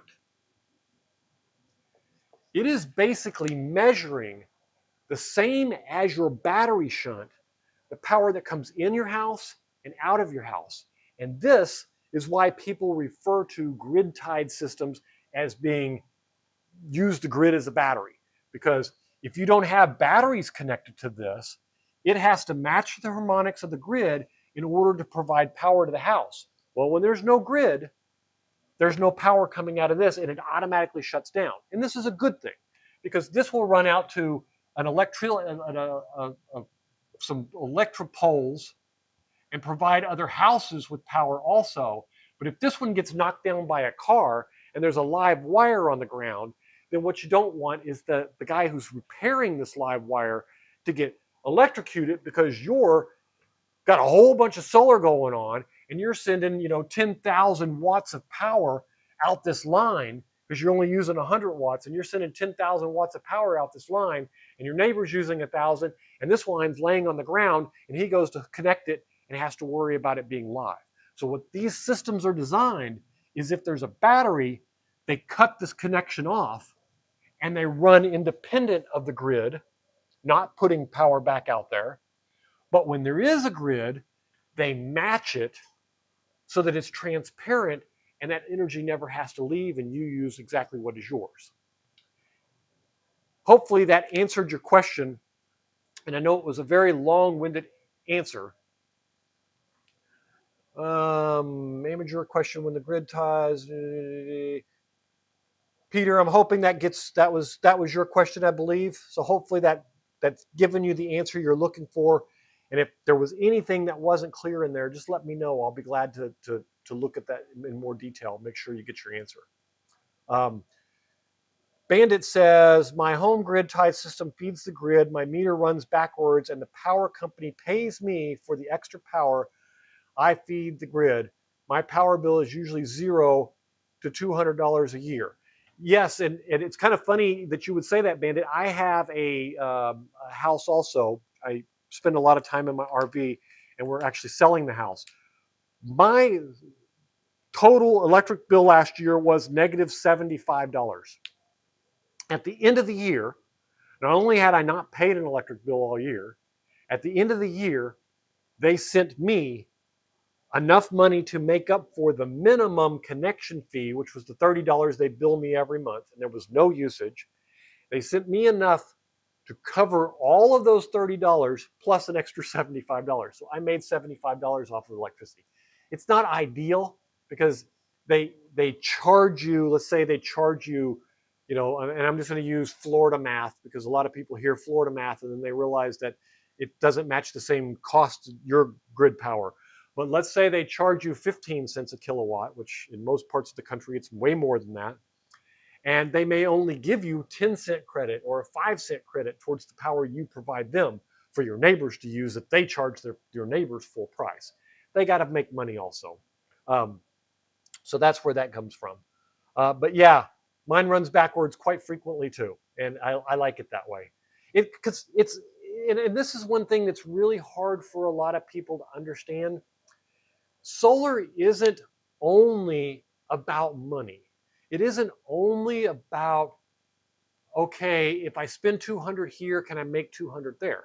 In most cases, after a few years, you can make back what you've got invested in. You can get that investment back. But the things that you can't get from a grid is, how many of you have a vacant house where the air conditioner is set at 74 degrees and you don't care who's home or what time of day it is? I have one because it's on the market and I want it to feel nice when people come to look at it. But to be honest with you, the power costs me nothing. I do things in my RV and I do things with solar that you would never do if you were paying for the power. So it's not always about saving the money. It's about the freedom to do any damn thing you want with the electricity that you make. And you don't have to, it as much as it is good for the environment, and that's great. I'm all about that. I have no problem with that. But this isn't about, for me, it's not totally about the environment. It's about not having to worry about how I use it. Heating my hot water is hotter than normal because I have the extra power. Heating my pool because I want to, not necessarily because I have to. These type of things are things that not everyone does. And I had a conversation, I don't even remember where it was. I think it was online with somebody about this just the other day. But it's a really interesting thought when you start thinking about solar in those terms, that it isn't about cost efficiency only. It's about freedom from the grid and the freedom to use the electricity to do things. Because once you have that extra power, I assure you, you build a solar system and you say, oh, I need 20 kilowatts a day. Build a solar system with 40 kilowatts a day. I guarantee you you'll find a way to use it. Guaranteed. And you will be doing things that you would have never done before because you had to pay for it. Now you don't have to pay for it, and you don't have to worry about pollution or any of that stuff because it's free power. All right, where was I at? I get off on these tangents. Sorry about that. But good questions. This is the most clear answer I've heard. Thank you. The principle is the same for plug and play solar systems. Yes, actually, it is exactly the same for plug and play solar systems. You live in Utah and they're legally for 1,200 watts. Yes. And here's the thing. This is a great question that came up last week, and I wanted to cover it again. So in this grid system that comes in, this splits from 240 volts on this side. I just cannot get a unique color in this. From 240 volts on this side to 220 volts on this side. They are uniquely different. And the cool thing about Utah is you can plug different ones into each side of your home unit. So you can have a solar system plugged into this one and another one plugged into this one. But because they are matching the power that shows up on this, you can plug multiple into the same one additionally. Now, I have not read the directions on the devices, but the technology, if it's matching the power here, which it has to in order for it to work. Otherwise, you'd plug it in and it could catch on fire and burn down. That means that on both phases, you have the potential to install at least one device. But my guess is you can install more than one device and do that. Now, if the regulation specifically calls for you're allowed to plug one in for 1,200 watts, or are they allowed to say that you're allowed to plug in devices up to 1200 watts, meaning you can plug more than one device in. But keep in mind this split phase piece here when you're plugging them in, because you have two different branches of power in your house that get split off, and those are only powering one or the other. Those devices use a standard wall plug, which means they're not big ones. Now, hopefully, this is going to lead to bigger devices where maybe we get a really big one in the future where it plugs into like the plug that you use for your dryer, where it's in, or your oven even, for a 50 amp plug or something like that, because that would allow us to just plug our solar panels in and portable ones in the backyard and plug them right into an outlet and do it. I'm hoping this is the wave of the future. I don't know yet, but it's very exciting to see Utah do it, and just hope that there's not a bunch of idiots that burn things down and do stupid stuff and blame it on those devices when it comes down. Bandit says the Navy, we would phase match the shore power connection to our generators so that we could switch back and forth without power loss. Yes, and that happens also on the 6000 XP in my RV. I can switch it back and forth. I can plug it in, plug it out.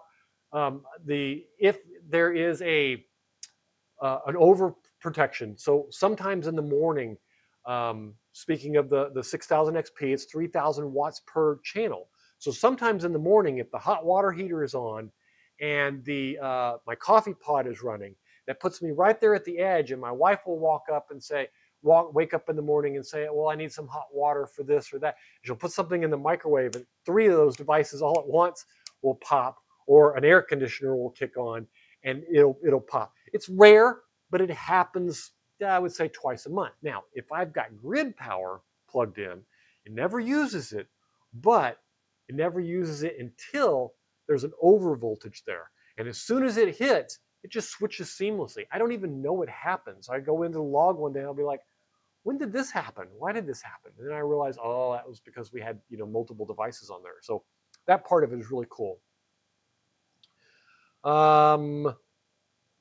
Shore power so that they could go without power loss. Yep, they absolutely. And it says, my wife is a professional baker and we run an electric oven all day with the AC blowing. Also, unit is to fuel my electric car and motorcycle basically for free. That's fantastic. Are you fueling all of this off of solar currently, or is this something that your goals to get to?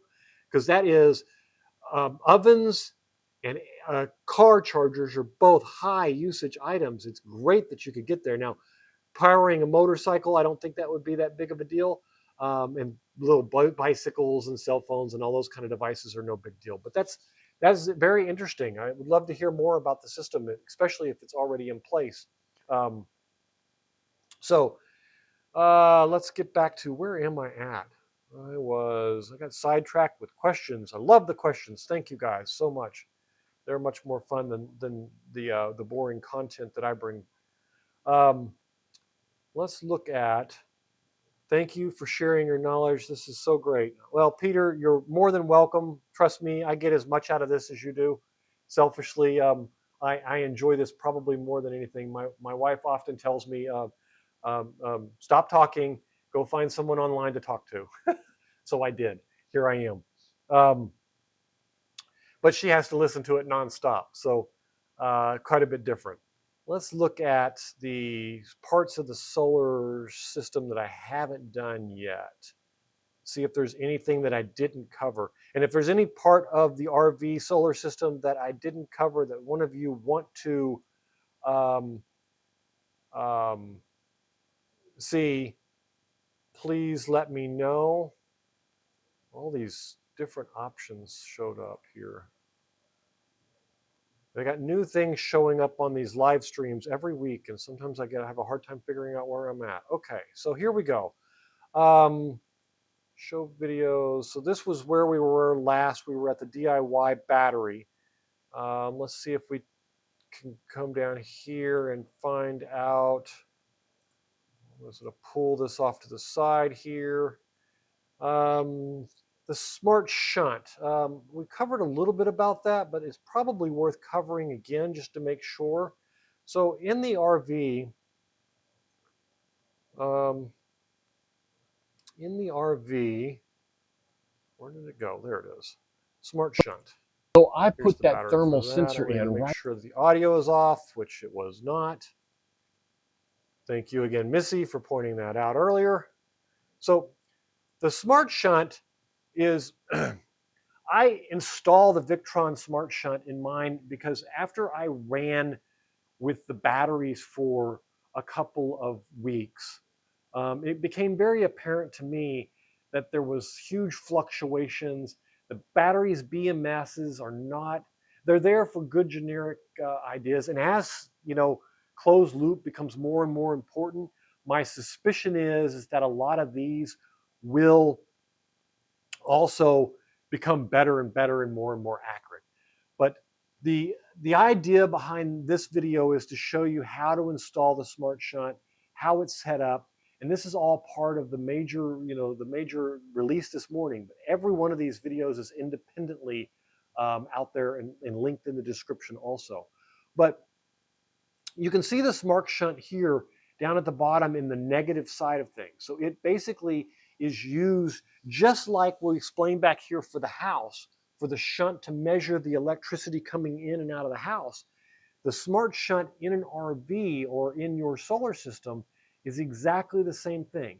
It basically measures all of the power coming in and out of your batteries. Now, in my case, and this is the perfect screen for me to pause this on, if I can get to the pause fast enough.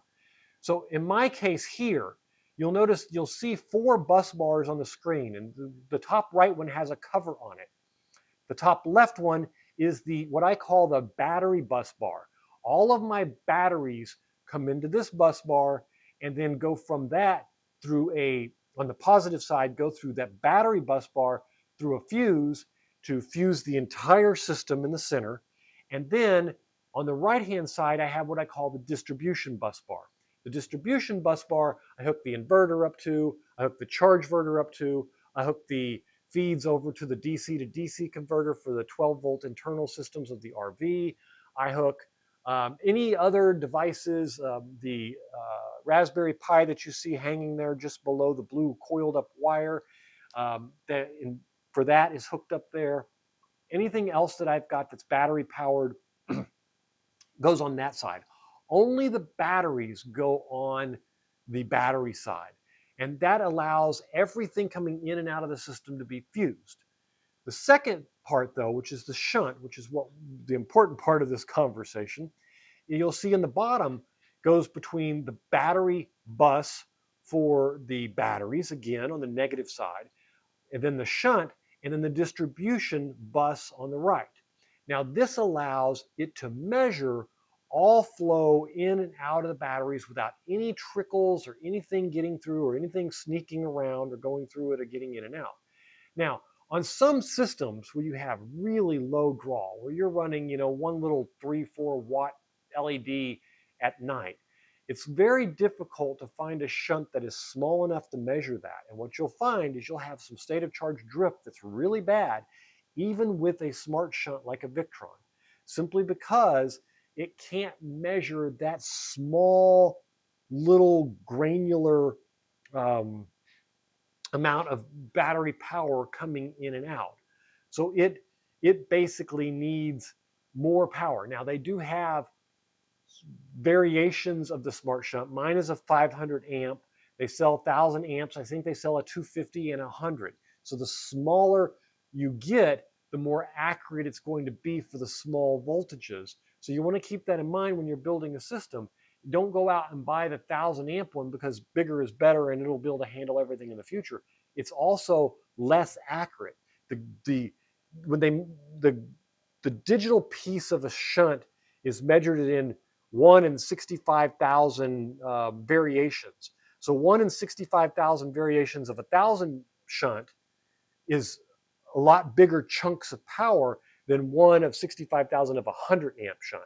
And so that means that the granularity of the accuracy is going to be much better. And it comes down to a rounding issue. Are you rounding up or rounding down? And half the time one and half the time the other. And if it's half and half, then you end up with no state of charge drift. If it isn't, then you end up with quite a bit. Bandit is answering my question. We charge the car from midnight to 6 a.m. on level 2 charger because we were on the time that uses power is half the price. And what state is half price? I know Texas has some free in the evening, and that would probably put you in the northeast somewhere. Guessing, just total guess, basically. Because you get half price energy between midnight and 2. That's great. And then we feed the grid back during peak times because that's when your best credit is, yeah. And gain credit using it at night at half price. Okay, so you really don't actually have any batteries. So you are basically using the grid as your battery. So you place it in during the peak time during the day when you've got the most energy, and then you suck it out at night, which is how most people run their off-grid system or their on-grid system. They don't go with the expensive batteries because the investment's too large, the payout's too small. What a lot of people don't realize also, though, is that when you lose power, even if you don't have batteries, you lose power no matter what solar system you have, unless you have batteries, where it can isolate. And that comes down to that isolation. If it can't match this grid coming in here, then this system will shut down unless it has a battery, which allows it to then put up a brick wall and say, I'm not going to feed back any data to this system there. So that's kind of the way that works. But that's neither here nor there. All right. Um, also, I have an inverter that I can plug in a car and use the battery for emergency use, plug in a hybrid car. Yeah, and a lot of people are using their hybrids that way.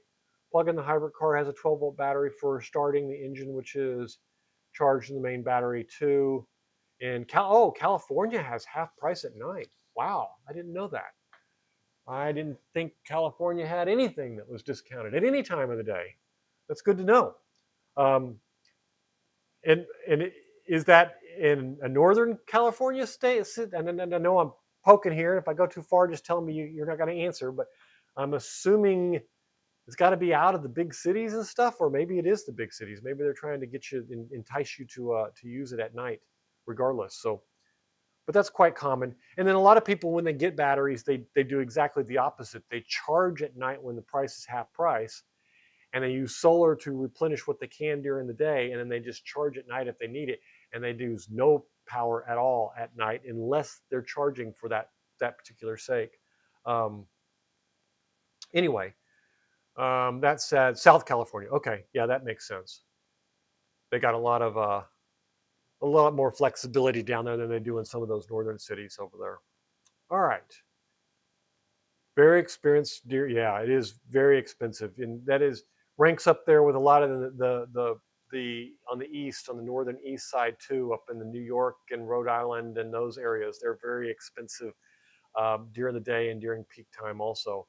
And shaving has become a really big thing where you don't try to get enough battery power to eliminate your bill. What you're trying to do is to be able to collect enough energy during that sunny part of the day to get over those windows of high usage where they charge more, usually the evening hours between 5 and 8, prime time in the evening, and that morning when you first wake up, between 6 and 10. And people try to get enough battery power to avoid using anything during those times and turn it off. And that's where that configuration that we were looking at over here on the Solar Assistant comes in very handy, because you can come in here, and this is part of the EG4 configuration. It's just Solar Assistant allows you to configure it.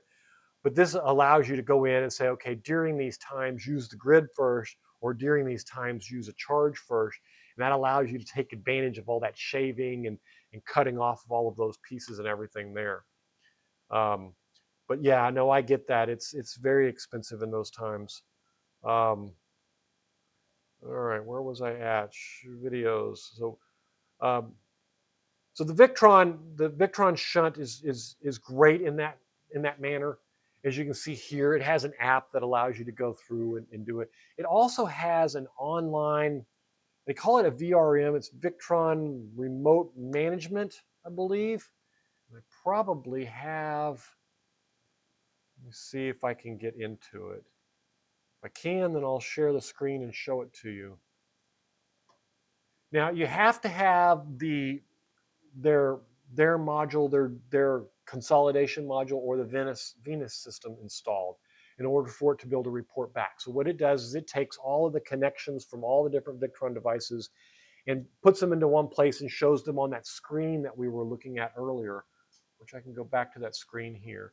So that screen we were looking at earlier with this here, and it's what reports here, but this also allows you to configure remote access where you can go in through the remote system like I've got here. And you can see here, I only use the shunt, which is listed on the left-hand side, and the charger from the solar shed. The actual panels on the RV, as you see over here, the panels on the RV are coming through the inverter, which is these 4 boxes on the left. That's the voltage for the panels on the RV, and that's the wattage coming in. This one here is the solar shed, and it comes in through a Victron device, which is listed here. This is the Victron 15035, which means it can go up to 150 volts of power, and it can do 35 amps of charging into a 48 volt battery. So that's all I have connected here, but this allowed me to get this connected to the Home Assistant and see all the data through there.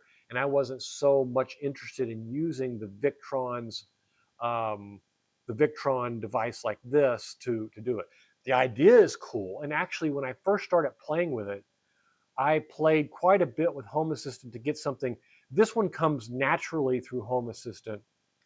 This grid over here that you can see on the right-hand side, this energy distribution, and based on, if you want to see the current day, you can, let's see, what is today? That is not today, that's February.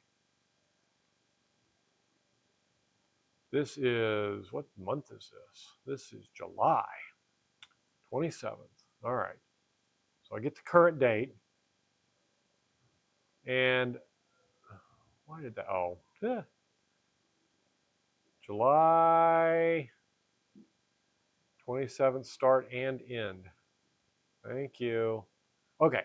So now you can see today's date, and you can see I've collected in 27 kilowatt hours of energy from the system, and I've used 27. So now I'm at that payback point for the day where I'm actually going to be putting back the power that was done. Unfortunately, I'm towards the end of the day here, as you can see, and I'm not bringing in but I'm still bringing in 1600 watts, which isn't bad. I mean, you can't really complain when you're pulling in 31 amps of power. So, but that's kind of where I'm at this point. I don't remember what the purpose of this conference. Oh, for the Victron, that's right. So we were looking at the Victron shunt. And so you can see here, I pull it in there, but I use these devices in conjunction with each other to feed them all into one system. And my original idea was to build this Victron screen in Home Assistant. And as I got into it, I learned it really wasn't worth all the effort, and that I could build so many other screens that were more useful. Let me find it here. There it is, PowerFlow. So you can see here, I've got a pretty good representation of it. The solar energy is listed at the top. The total RV usage is listed in the middle. I also did a calculation here for battery usage, meaning if it didn't get used by the AC power, then it had to be used by the DC power. So I had to do a calculation there, because a lot of the times your inverters, your charge controllers, your lights in your RV, and all these DC devices that you're using, there is nothing measuring what the usage is. They don't brag about it. They tell you, oh well, idle usage is about this. What they don't tell you is what is that usage when it's running full steam, and how much power actually gets used. This was the part that really surprised me about solar in general, but especially in an RV. I use 3.7, or let's call it 3.8 kilowatt hours today in energy on just DC stuff. Now, I can tell you the lights in my RV run very, very minimal.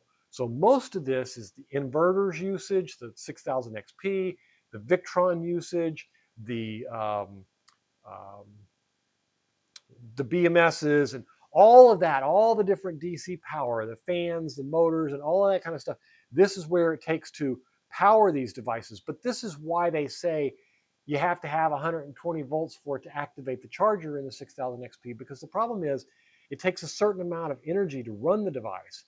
And it does you no good to turn on a device that's going to generate 20 watts if it's going to cost 50 watts to run it. And so they make sure that they protect you against things like that. Um, but I started to build that Victron type card here, and it just, I stopped at this point because there was just, it's kind of hard to take this and compare it to something like this, or, you know, the battery screen, or just the PV screen where I've got all my PV power and everything. And so I started using these screens instead because they were much easier to use, and I really just didn't see it as being that interesting anymore. A plan that they could use, here we go, a plan where, so Bandit says, I had a plan where they could randomly 12 times a year, notice to my phone, charge $1.15 a kilowatt hour. I would shut down the loads of my solar, would rank up credits. They could plan away as soon as, wow, that's crazy. You know, it would almost be worth it at that rate to build a bunch of extra battery, get a bunch of extra batteries and rack in the power. And then as soon as you get the notification, just feed it all back to the grid at that point. Just pump it in as fast as you can. It makes you wonder what kind of restrictions they have on things like that, because that would be very interesting. The games that you have to pay with grid, I'm just moving totally away from it. I don't want to be part of it anymore, if I can. But at some point you got to play some piece of it, and you got to understand the concepts behind it in order to take advantage of all the benefits like what you're talking about. All right, let's get back to the RV, and let's see what we have, what else we have in the bag over here of things. The smart shut. So one of the things that I go over in the videos also is the standard plugs that come with your RV and how to connect them in line and put your grid. The 6000 XP, or the one that I've installed, is a off-grid unit. Now that does not mean that you can't use the grid. What it means is that this aspect that we talked about up here on the board, where we have this part where it's matching the grid, none of this happens, because what's happening is there's always a gate here, and you're either using all of everything on the inside of the gate or all of everything on the outside of the gate. The only gate that's installed then is at this piece going to your batteries. Well, that is a lousy battery.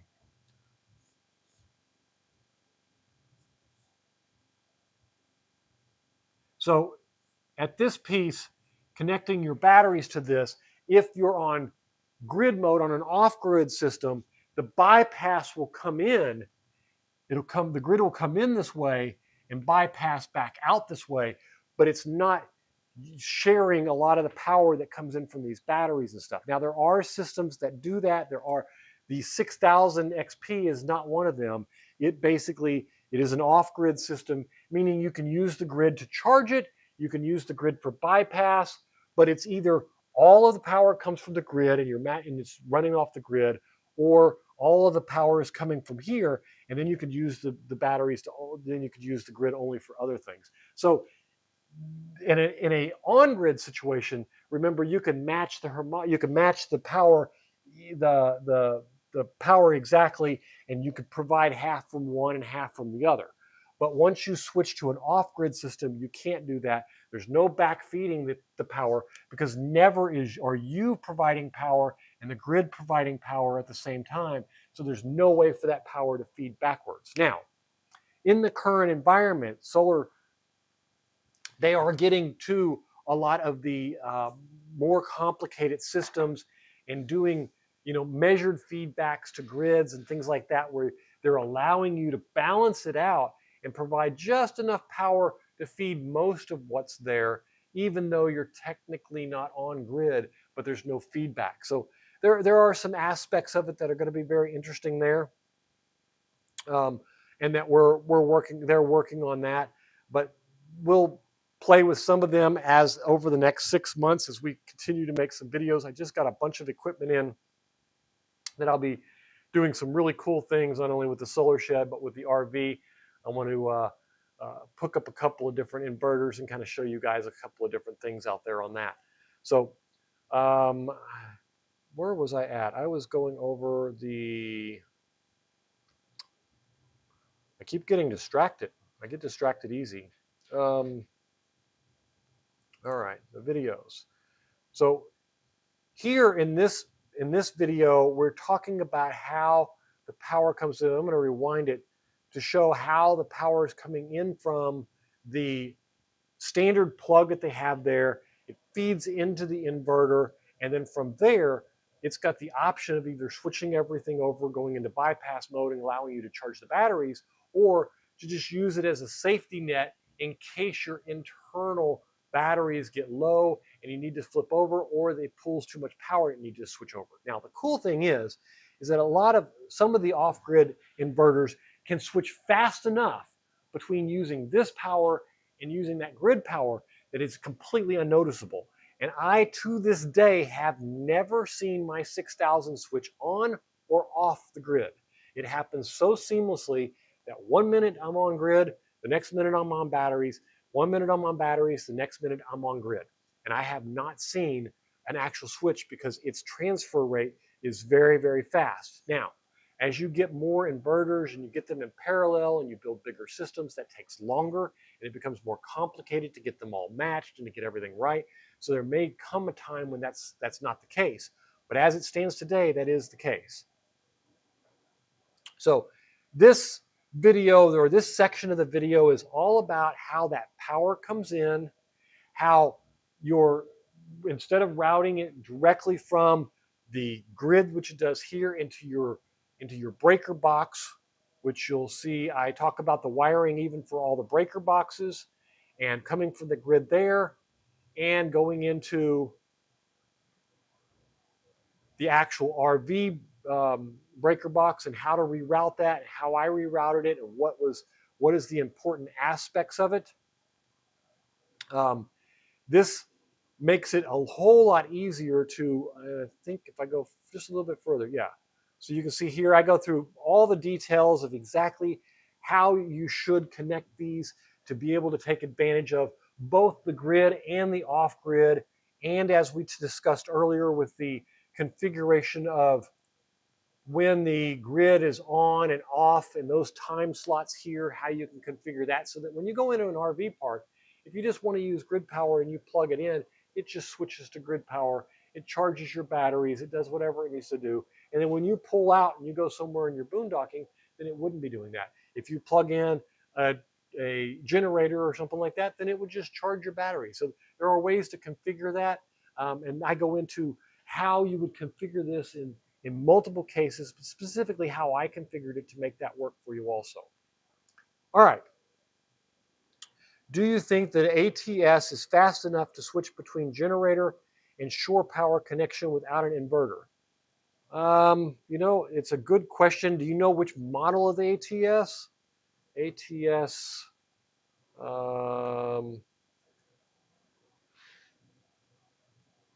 switch.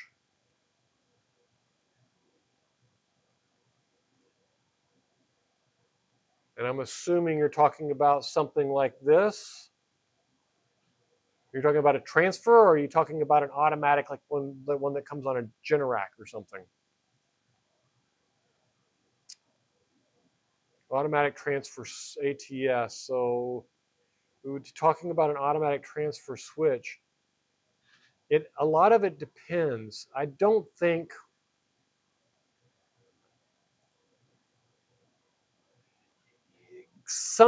the answer is going to be some devices are going to notice it and some devices are not. The reason the 6000 XP is so good at it is it matches a lot of that up, so that when it switches, there is no adjustment for your equipment.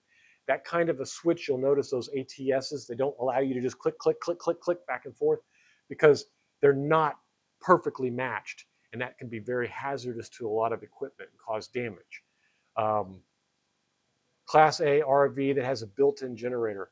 I'm going to assume that it's probably not, unless they really went in. The ones that I've seen usually have a fairly decent delay in there where they detect that there's something wrong with the grid power. It shuts off, and it gives it a second or two, and then comes back on. I've also seen them where it does. I mean, it depends on if it's like a Class A, where you said it was a Class A. Some of those Class A's, they put the nice transfer switches in there where they're made to be fast enough. But we're talking milliseconds is your transfer time on something like that. So it would have to be pretty smooth. You might even see some flicker with some of the, it depends on how the LED lights are all connected and stuff. In houses, you might see flicker on the LED lights. In an RV, you might not, because it's going to be using the converter to run the 12-volt items and your house batteries, and your house batteries would pick up the slack when it happened. So I would say they're not designed to be completely transparent, uh, but technology has gotten a whole lot better. So I would guess that it's a coin toss, and I would say more likely on the more recent versions than in the older ones, because that technology has changed a lot in the last few years. And I know that's not a real solid answer, Bandit. And unfortunately, there's so many different variations of the automatic transfer that it's going to be hard to give you a really solid answer on exactly if your particular model would do it or not. I mean, if you know the model number, we can look it up and see what kind of response time it has. But you're looking usually in the inverters type response time, and I think I have that on the spec sheet that we looked up earlier. Let's see. Yeah, let's see if I can find it on this spec sheet. I'll just let you see me doing my scrolling here. So let's see, the transfer rate is 15 milliseconds for a single unit and 30 milliseconds for parallel units. So we're talking milliseconds, and I've never seen a transfer with 15 milliseconds. Now, I understand that at around 20 milliseconds, some things start to have issues. Now, I don't know what those are, although we might be able to get what is the speed to transfer power that does not affect anything. Let's see if we can get Google to answer us. Who knows if it's going to be right or wrong too, even when it does answer us.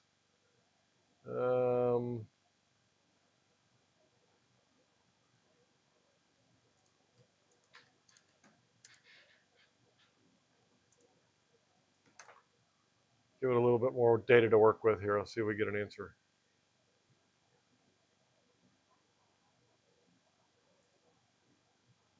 Yeah, it doesn't get the question, does it? I'll have to look at the model number. I found it a while back, and it looks pretty non-smart, basically a silver box. Don't remember if it had a model on it or not. Yeah, and I've seen some that click, and they'll click off, and it'll give it a 2 or 3 second delay. The problem is when it switches that fast, they have to, the equipment has to be a lot nicer. The contacts have to be nicer. The the the ability to prevent power from flowing backwards has to be nicer, because even that instantaneous of this power is here and this power is here and it's going to switch at some point, that line gets so thin that there's some bleed over of power and it gets much more complicated. It is normal seeking to the generator. And I'm assuming that in a Class A, it's basically probably not going to be fast enough. It might be fast enough if the generator is already running. But if you're talking about losing grid power, chances are your generator isn't on. So my guess is that it would click off, and that would cause the generator to kickstart from a battery. And then from there, that would cause the the transfer switch to kick on, detecting the power on that side. Now, the other way around is another question altogether. That one might be more of a smooth transition, but I would bet coming from grid to generator would not be a smooth transition, because I can't imagine how you would anticipate the generator needs to start before it's there, unless you had some kind of inverter kickover. Now, I've seen I had originally on my RV a 1,000 watt inverter that was made to buffer in for the switching of plugging in grid and unplugging the grid to the refrigerator to keep it from burning the refrigerator out, because those rough switches like that can cause all kinds of problems. But I just don't see it on a Class A unless there's some way to anticipate power going out. It doesn't make any sense that you would have the generator running when the power went out, because what would be the purpose of having the power or the generator running if you had power? So I was thinking more of when I pull into a campground, generators running for AC, and then hook up to the shore power connection and shutting down the generator. Now, I would,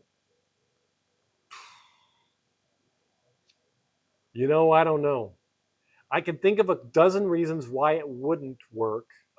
It would have to have the generator would need to phase match, and then the transfer switch would have to be smart enough to know when it was done to do it. It could just time that one though. It could basically say, give it 30 seconds with both, and when you see both, then switch over.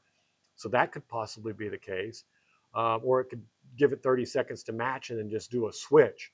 But I don't know.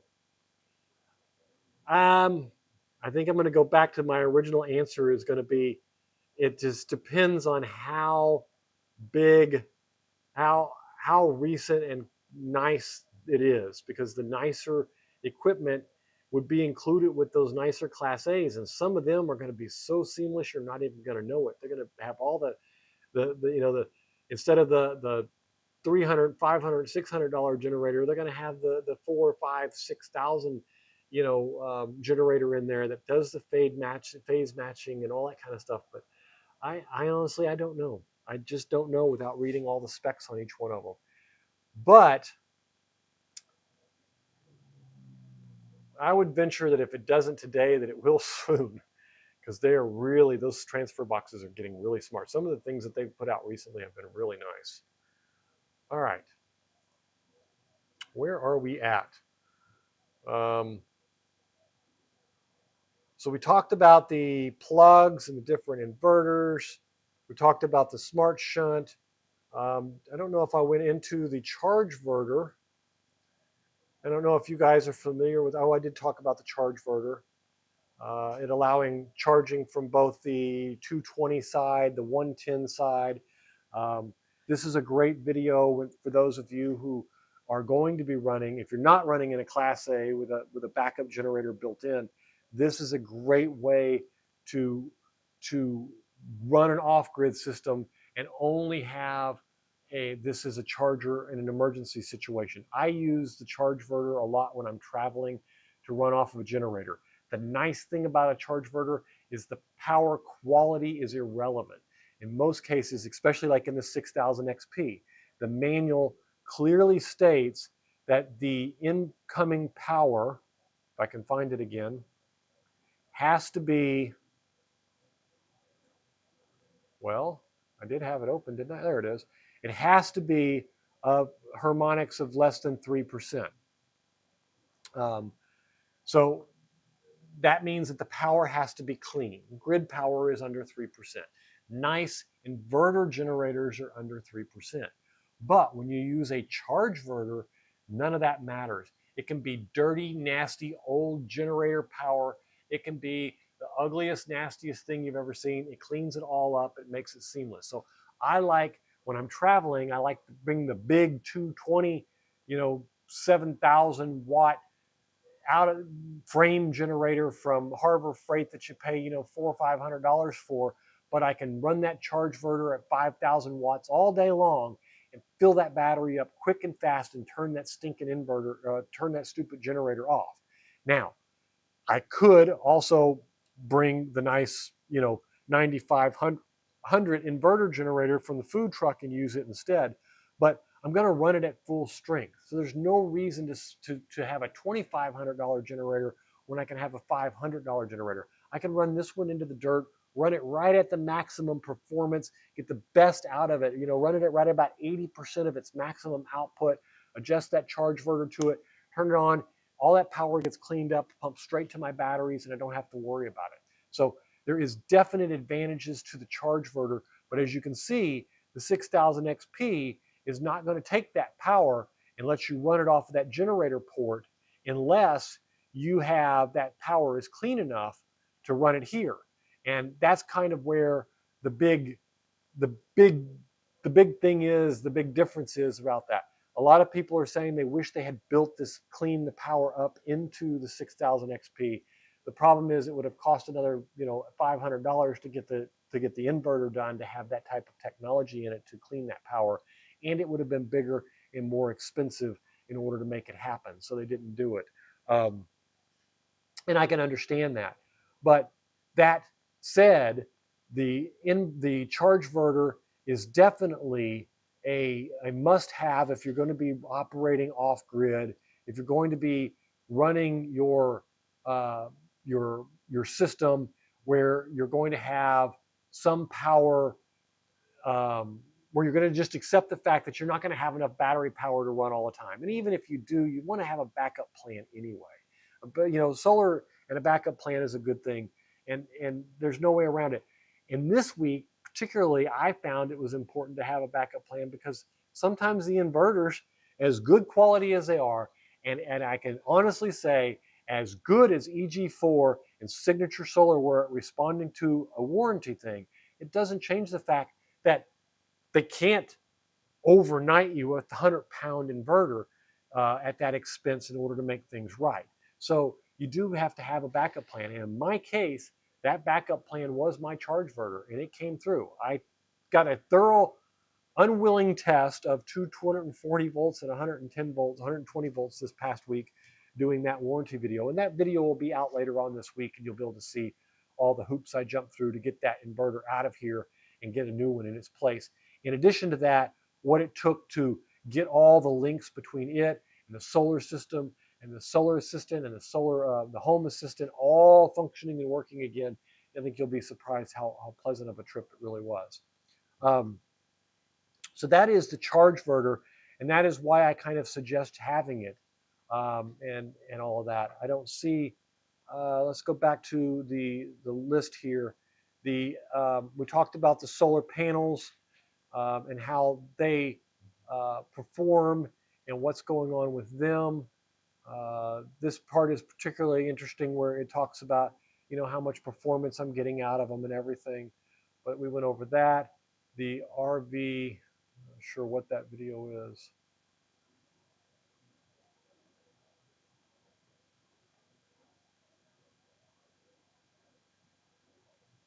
All right. So that said, oh, I see. Now we have the DIY battery, and I don't know that we talked about this a tremendous amount. Some perfect advantages to solar where we're not charging at extreme rates like you would want to with a phone, but you're also charging much larger battery banks, and they're also a lot safer in the sense of they don't catch on fire, and usually they don't have runaway burnouts and things like that where you would have the ones that are in my RV. And when I realized lithium battery would have. Okay, I want to go a little bit more in detail about the JK BMS. This one is a particular turned out to be one of the best things catalog about a particular version, but the version on this particular page is really not what's important here. What is important is that we see it's somewhere around. See the BMS here and notice that it has two big ribbon connectors that has up to, depending on the model of your BMS, in this case there's up to 24 different leads, meaning you can have up to 24 cells in your battery. Now, profile, for a or the weather is 48 just volt battery, as we in a discussed before, bad you're way, and I mean only it going was to use super 16 hot, and cells. your air conditioner So the runs more leads than that you're run off of anticipating. 17, 18, 19, 20, 21, 22, The 23, and video 24, audio. Oh, I'm or sorry. however many you have, a lot of That should be, there we go. That should not be on. Thank you for pointing it out. I don't know how many of these I've got turned on. I keep turning them off and they keep coming back on. So sorry about that.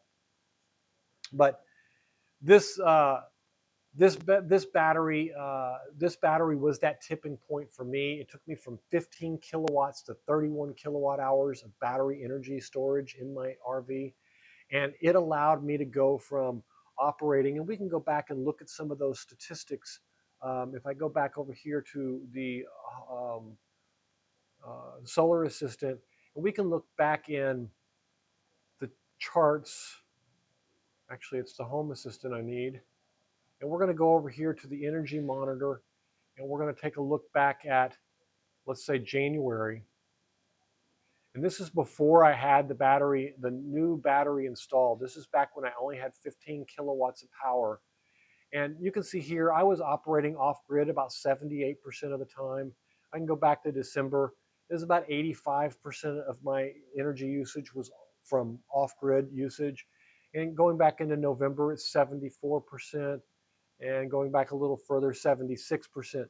But you could see that it was pretty common for me to use, on average, 4 or 5 watts a day, sometimes up as much as 10 or 12 watts kilowatt hours a day to get that. Now, when I installed the battery in February, you can see there was a stark drop here as my installation took place and a single charge to get everything up and synced up.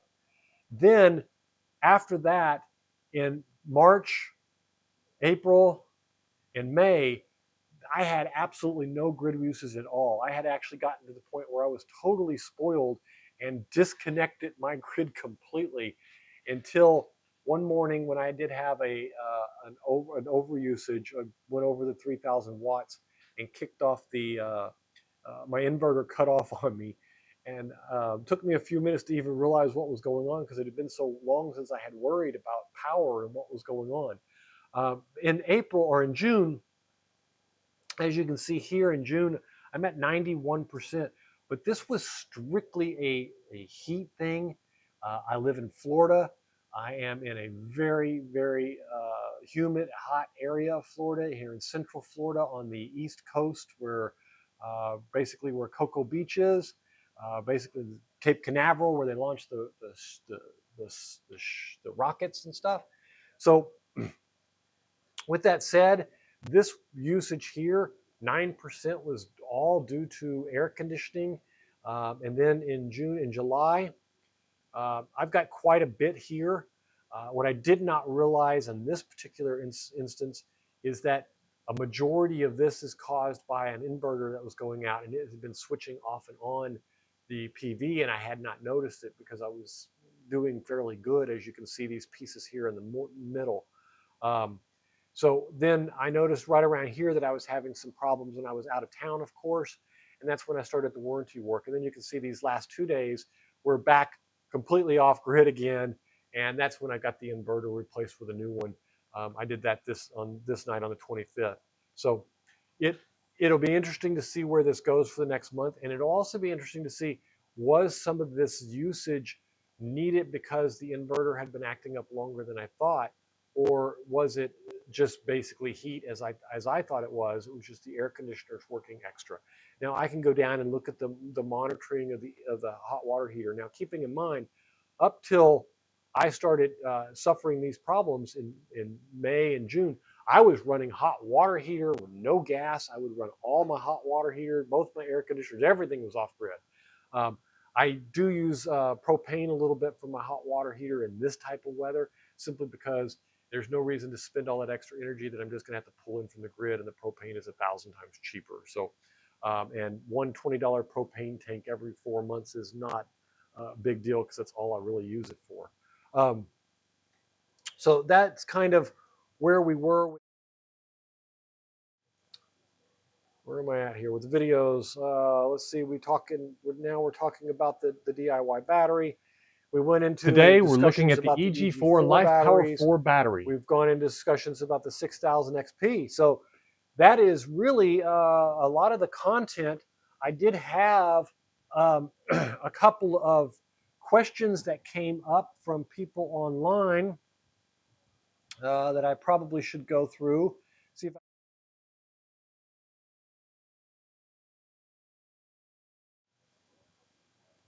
pull them up. Let's see if I can get this to work. Aha, look at that. All right. So the first question I have is, can I run everything on off solar, or do you still need shore power? And the answer is, I still use shore power sometimes, but you can run everything off grid. If I wanted to choose to use a generator instead, then absolutely that would not be a problem. And I don't see any issue with it. I've proven back in those 3 months that you can run completely off grid. Didn't use them at all. I spend multiple weeks every year traveling in, uh, out in the boondocking somewhere, whether that's in a parking lot of a casino in Connecticut, or whether it's, in the woods at a state park somewhere. But no, you can definitely do it without the grid, but the grid does make it convenient and easy.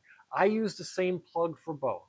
Therefore, if I'm in a place where it's convenient and I've paid for an RV park, then I use the grid. If I'm not, then I use the generator.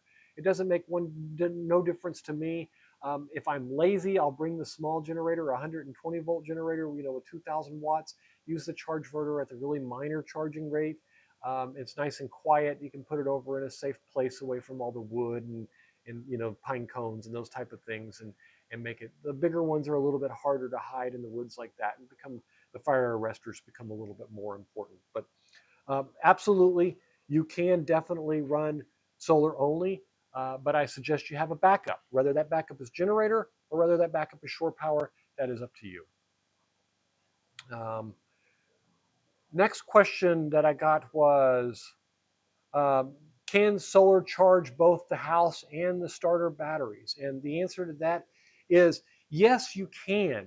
But there is a reason the batteries from your Bandit, this one would probably apply to you more than anyone else here. You've got a Class A.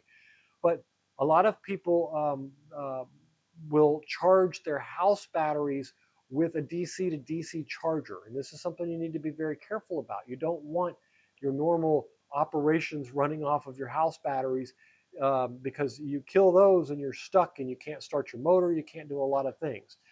You kill your solar batteries, and yes, you lose the ability to put your awnings out, but you don't lose the ability to start your motor and charge it. So a lot of the times it works both ways. Um, but you have to have the proper system configured to do so.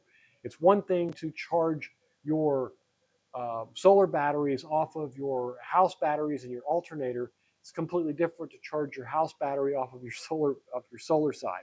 So building that system where those two interact and they don't overlap and you don't have conflicts between them is a bit complex, but absolutely you certainly can do that.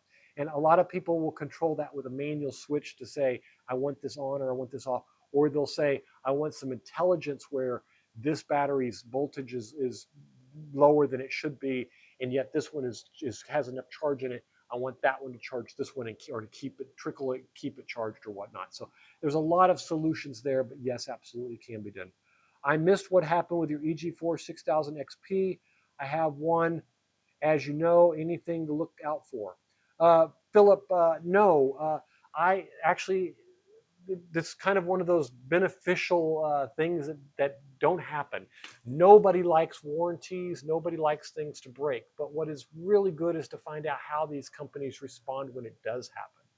And this last week, I had that opportunity, as you can see here from the statistics, and I'll put them back up on the screen if I can find all the right buttons. You can see here from the statistics, I had in this current month, I had my EG4 6000 XP, the PV started reporting an error 17. Error 17 basically is a communication issue.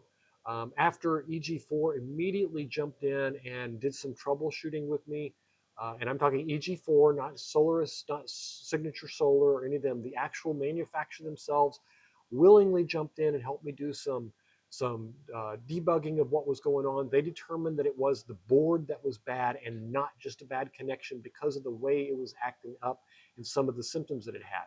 They walked me through and I walked them through several things that I had done and stuff. They immediately sent me off to the company that I had purchased it for the warranty work. That company collected a little bit of information, asked for some explanations of what's going on. And sorry, I'm losing my voice, so I'm going to take a drink here. They had asked for some information. I gave them that information, and they immediately filed with EG4 to get the warranty paperwork started. The proper channels then, because the original EG4 was just someone that saw I was having problems on one of the forums I'm on for creating videos, and they jumped in and started helping. They asked for a couple of photos, and I sent those in. They've immediately responded, very positive. Signature Solar was wonderful. Fortunately, I had already ordered another 6,000 XP to build out the solar shed, a future video that you weren't going to know about until this happened. We're going to build out the solar shed with a couple of different complete systems, 12-volt system, 24-volt system, and a 48-volt system. But the nice thing about this is nobody wants them to go wrong. But when they do go wrong, it's more important to understand, is your warranty good? We know when we buy some of these inverters, these off-brand inverters from these Chinese companies and stuff, they're throwaway. If they break, the chances of you getting warranty on them is 0 to nothing. And I can honestly tell you, in 48 hours, I had a warranty claim already filed, already done. Evidence was done. I had help from the manufacturer. I had help from the distributor. I had help from everyone to get this back up and running and to figure out what the problem was. So in my mind, I hate warranty work. It is my worst favorite thing. I will buy things, and if they break, I won't even bother taking them back. 6,000 XP, a little bit different. But I did have a secondary one in already showing up the next day, believe it or not, because Signature Solar shipped the unit that I had ordered right away. I got it in 2 days, and I was able to, the night of the 25th, which was Friday night, I was able to pull that unit, my old unit out, and put the new unit in. Now I've got it boxed up and ready to go back for warranty. There will be a video release on that and how it went and some more details and stuff if you're interested in later on this week. I've got most of it done. I'm just piecing together some pieces. I had some camera problems during the filming of it. I had one of my batteries die and I didn't know about it, but I got it all patched up. So you'll get to see that. You'll get to understand how I did it and how it worked and everything. But no, I thought it was very encouraging from my perspective of just how well these guys responded, and it was just fantastic that they did so well. Andrew, holy cow, where have you been? I've been holding on, just waiting for you. No, I'm only kidding. Good to see you again, Andrew, and it's okay that you're late. I'm losing my voice a little bit this week, but we're still talking. And if you have any questions, Andrew, as usual, you know the deal. Please do that. I have gone through the series that's coming out earlier this week, kind of a recap for everyone. I did go through the series that we were doing, that we're coming out with, that released this morning, and it's basically all of these. Where is it at? There it is. All of these items are in the video. Whoa. All of these items are included in the video that released this morning, and it's the 6000 XP inverter, the EG 400 amp hour batteries, the 304 DIY batteries, the Aptos batteries, the Aptos solar panels and how I mounted them on the roof, the EG4 charge inverter, the Victron Smart Shunt, and how all the power connections work. We went over those in detail. Good news is you didn't miss anything. There's a replay, and there's also the main video that came out this morning. It's a complete series, but if you watch the channel on a regular basis, you've already seen most of them. I've got another 10 or 15 questions here from other viewers that came in the meantime I was answering. So that should get you all up to speed. Mowing. Well, better you mowing than me. Philip says, okay, that's good to know. There's a level of support. There absolutely is, Philip. I am extremely impressed. not only am I impressed, I am impressed with the entire infrastructure in place between the vendors and Signature Solar, especially Signature Solar and EG4. Those two were just fantastic. But there was another vendor that was part of this original deal too, and they were also good to work with. So, did you reach out to EG4 or did they see the error through the remote assistant? No, I didn't. I reached out to them and contacted them, and EG4, one of their employees, saw me on a chat group that I'm on, and he volunteered his assistant and helped me out directly without the official channels to accelerate things and to get things moving very quickly. It was extremely nice. And then he told me exactly what I needed to do to accelerate the process with the vendor and what information I needed to give them so that I could have all that ready when I called. It was extremely good to know that these companies, they care, and they talked about having a replacement unit because I live in my RV shipped out while my unit was still partially operating because I could charge through the charge inverter. I just couldn't charge through my solar system at all. But it's still, the inverter was operating and everything. They offered to send me a unit that way, but I had already ordered one from Signature Solar, and because of their promptness in shipping it, it was coming in Friday, and this problem had started on Tuesday. So it just worked out really well that everything lined up. But I can't say enough good things about them, all of them. EG4, did I reach out to him? That was Philip. Hopefully that answers your question, Philip. If you need more details, just let me know. I looked at a few ATSs, and they are the opposite of what I was thinking. They have a built-in delays, a few seconds to ensure loads shut down prior to switching, and that's exactly what I was thinking. I don't think they were going to put those nice ones in there because the switchovers that are like that are really expensive. So the delay is what I was expecting, and I suspect that delay is fairly significant so that you don't have the flicker off and on. My guess is it's going to shut off and go off for 10, 15, 20, 30 seconds, maybe even as much as, and then kick on. And then my guess is the opposite when the grid comes back on and you're going to be switching the generator off. There's probably some time there to let it stabilize to make sure it's not going to flicker off and on so that it doesn't have to switch back and forth 2 or 3 times real quick. So that doesn't surprise me in the worst, Bandit. It doesn't surprise me at all.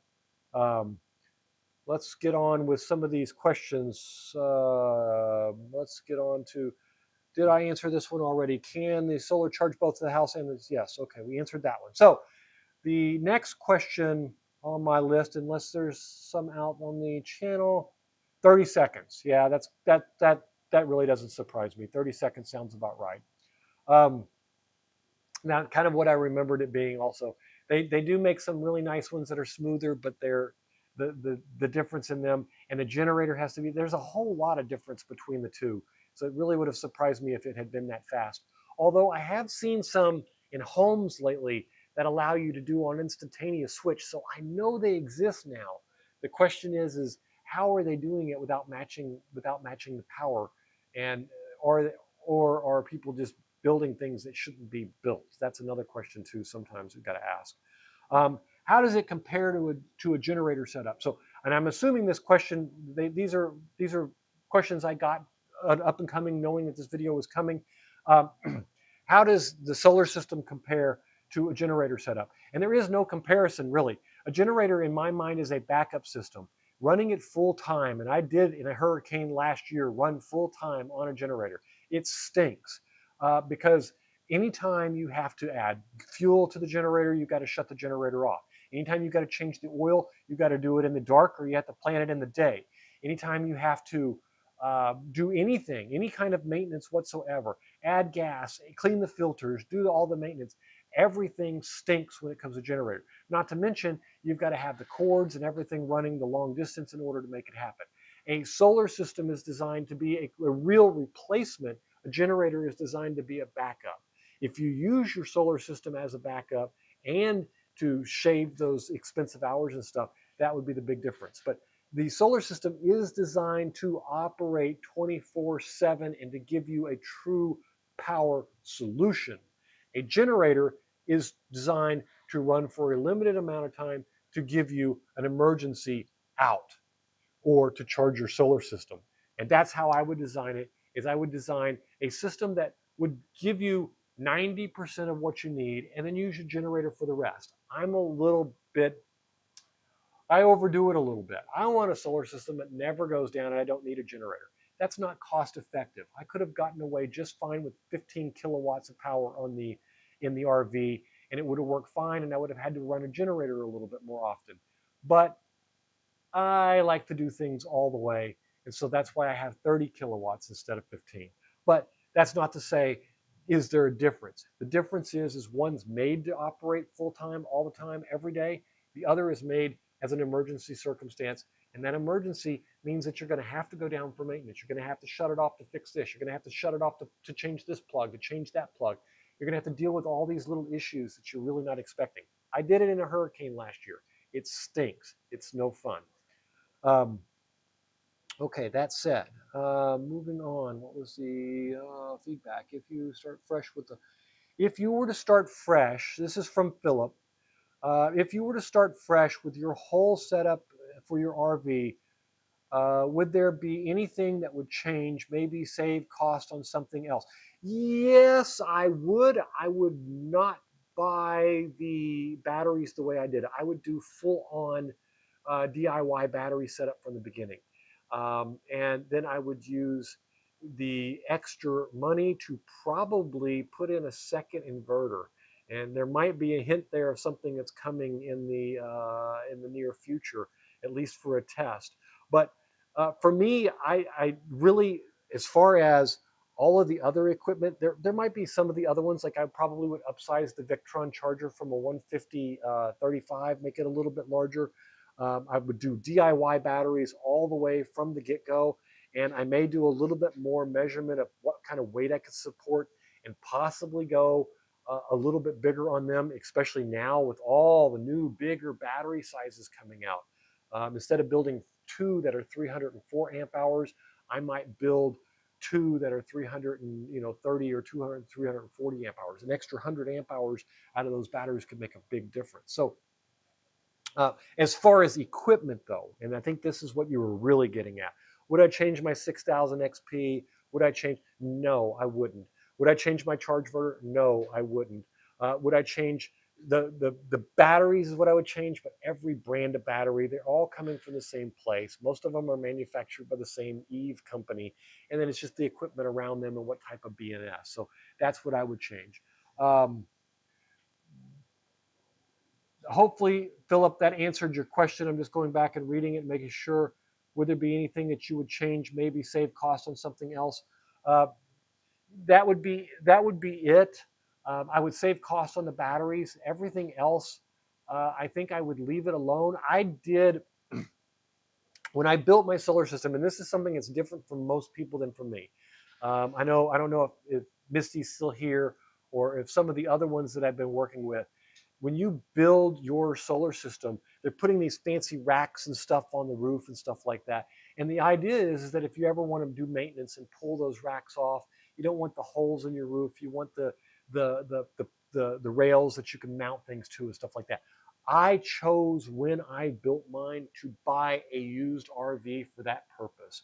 I had bought a new house back, I don't know, it was probably 20, 30 years ago.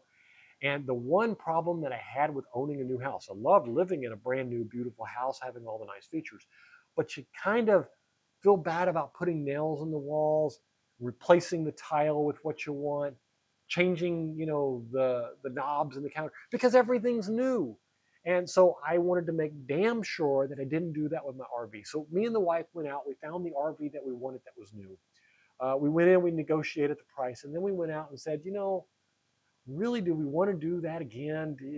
That feeling of what you feel when you're changing something that you really don't need to. So we set out to find a used one, and she said, when we found it, this cost half of what the other ones cost, and she was right. It was actually less. It was about a third of what the other ones cost, and we both looked at each other and kind of sat up in our seats and said, "Did you see this price?" And I said, "Yeah, and I can put a screw in the roof and not worry about damaging a warranty." And so we bought a used RV with that in mind and knowing that was what we wanted to do. We wanted to be able to put a screw in the roof and not worry about it. So when I bought the RV, I stripped everything off the top. I replaced all the vents. I sealed it up one more time. And I put Z brackets, just like you would mount something on a 2x4 in your backyard, on the top of my RV. And you can see that in the videos of how I mounted them.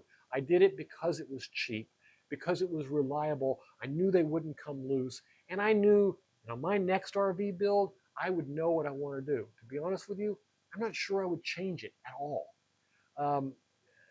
If I go out and I buy a brand new, $200,000 RV and want to put mounts on the top, would I put rails on? Yeah, I probably would. But that's spending more, not saving money. I had already saved all the money that I possibly could doing that. Batteries are the only thing that I would change. I can't think of a single other thing that I would change. No, I can't think of a single other thing that I would change. Replacing the air conditioners with the mini splits was a cost that is just absolutely enormously beneficial for RVers. All the noise is gone. The power usage is less than half. I run my air conditioner at 62 degrees at night when I sleep. And, I use 4 kilowatts of power overnight doing it. So, no, wouldn't change a thing. Philip, I hope that answers your question. If not, give me some more feedback, and we'll take it in a little bit more detail. Andrew says, does anyone know if the bill that just passed and the big beautiful bill build solar panels tax credit will go away completely? It does go away as of December 31st. Here's how I understand it. And this comes along with an actual way to save some money in the process. It's in the links below, by the way. So the big beautiful bill changed the wording on the tax credit from the way all the restrictions had to be before. It had to be installed, it had to be inspected, it had to be all finished and done by the end of the year. The way it's worded now looks to me to be, and I'm not a tax accountant, please talk to your tax accountant to be sure. The way it is worded now, it has to be operational by the end of the year. That means that if you get a solar system in your house and the solar company has turned that unit on and you don't have the city's approval yet, it still qualifies. They very specifically reworded it to count that way from what I'm reading. But the tax credit does go away at the end of the year. Now, that said, a little push of a link downtown. Down there is a link for Santan Solar, brand new affiliate based on some feedback from you guys last week that you wanted me to have an affiliate link for Santan Solar. And I'm pretty sure that I posted it in the link below. But if I didn't, I will make sure that it gets added. They have a buy one, get one at half off discount on their solar panels and free shipping. This is extremely important for those of you who have never ordered solar panels before. Free shipping and buy one, get one at half price. This is enormously good. And it applies to both their used and their new panels. They are the only company that I know that sells used panels very similar to what I buy in my videos off of other people, which I've got another video coming out on an update on that too. I've got a new method for you guys to buy cheap used panels. But if you're interested in buying panels, make sure you get a link from me. I will make sure that you get the right discounts and the right codes. And they've got buy one, get one at half off. That means that if you buy 15 panels, you get them for the price of 10. Is that right? Or is it if you buy 20 panels, you get them for the price of 15? Something like that. Either way, I'm not going to do that math right now. I know he brought me the calculator, but I'm still not going to do it. Okay. Hopefully that answers your question, Andrew, about it. Or does it have a period of time before it runs out? It does not. It expires at the end of the year. The system has to be installed and operational, and then it qualifies. That means buy your batteries, buy your panels, and get moving on it right away, or you'll miss it. All right. Also, hypothetically, if building a system to charge an EV, let's say a Tesla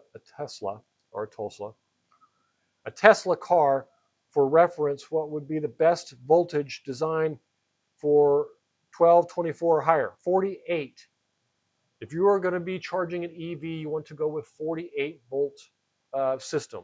Do not do a 12 or a 24. You can get away with a 24, but it's going to be living right on the edge. And let's talk about the pull on something like that is enormous, and you're going to want to make sure you have the flexibility. And I'm not sure if you got a class 1, class 2, or a class 3 charger. Let's look up the class chargers. Class 2 RV, not RV, EV charger. Whoops, I didn't share my screen. And I want to show you this to show you how important it is. So this is a class 2 EV charger is between 15 and 80 amps. Now, that is 15 to 80 amps at I'm assuming at 200 and I'm going to assume it's at 240 volts. Meaning if you're doing a 110 charge, it is going to take a very long time to charge your car. So you want to make sure, let's see if it's got class 2 charger voltage.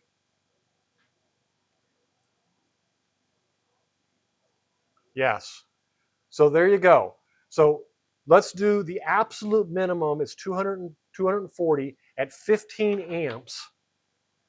So 240 at 15 amps is 3,600 watts. For the base charger on a 24 volt system, you need to pull 150 amps out of that battery. That is going to make bidding anything bigger than that very, very spotty at best. So you do the same thing with a 48 volt system and it's half of that. It's 75 amps, just like that. Much safer, much cheaper on your wire. And the batteries, when you're going with batteries that are that big, it's not going to cost you anything more. In addition, you get the bonus savings of your charge controller will actually be cheaper. And a lot of people don't understand this. Charge controller, if it's a 100/20, it charges at 20 amps. It charges at 20 amps. 20 amps of a 240 is 480 watts. 20 amps of a 48 volt is 860. So you can see that you get twice the charger out of your charger at 48 volts also for the same price if you're using Victron, but most of them are all the same thing when it comes to that. Okay, I think I beat that question to death. Go back to over here. Philip says, thank you. That was very helpful on the, you're always very welcome, Philip. That was very helpful on the cost of savings parts. I used Eve cells for a backup rack, so used lightly since they also save majority of the cells, such long time life cycle. Yeah, and this is the one thing with these battery cells. They're claiming 10, 15,000 cycles now. 10 to 15,000 cycles can be up to 30 years of life. These batteries are going to outlive us, or they're going to outlive me. So use your batteries. Don't try to save. Don't try to not use 20, 30% of your battery to get an extra 10 or 15%, maybe at the end of 30 years from now. The math doesn't work. It doesn't make any sense. Andrew, that was seriously helpful. I have been asking AI a bunch of ways and not got a solid answer on the tax credit before they go away. Yes, they go away at the end of the year. That much I can promise you. They go away at the end of the year. No questions asked. And the system, from my interpretation, they no longer have to be approved and completely finished. They have to be installed. So that means do what you got to do to get them somewhat operational. Take some pictures, film a video of it, and use that when the IRS, if they ever question it. I don't assume they will. But that is the part that's important. Just make sure that it is not just ordered, though. If you've got it and it's sitting in your garage, in order to qualify, you do need to hook it up. Some form or fashion. They don't say how to hook it up. They just say you got to hook it up. All right. Goodness gracious. All right, let's go back to these questions here. What screen am I on? I'm on that one. Question number 4. Do you run into any problems with grounding? Grounding can be a very tricky situation with an RV. Most RVs um, do have some type of grounding system designed around them, and most inverters have some kind of grounding system that is required for them. Now, let's split the classes of inverters into 2 different categories. We're going to put Victron in a class of their own. They come with a certification that's the grounding certification. They have very specific directions on how to handle it and to manage it. That, if you're in a mobile unit and you've got Victron, look in the manual. You will find everything you need to know about grounding, and it will be accurate and it'll be true and correct. No questions asked.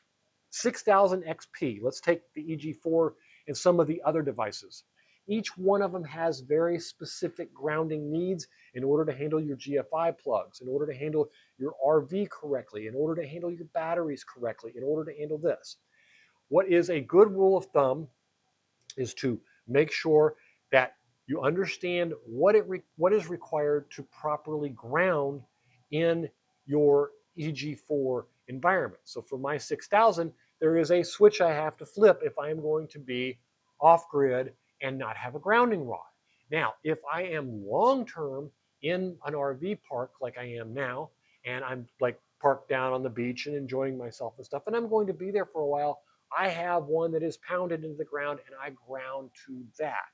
So the rule of thumb there is every inverter has specific directions for what grounding is needed to make their GFIs work, to make their plugs work, to make them safe to operate, to have shared grounding neutrals with the bond it with the actual RV itself, as opposed to the isolation of some of them.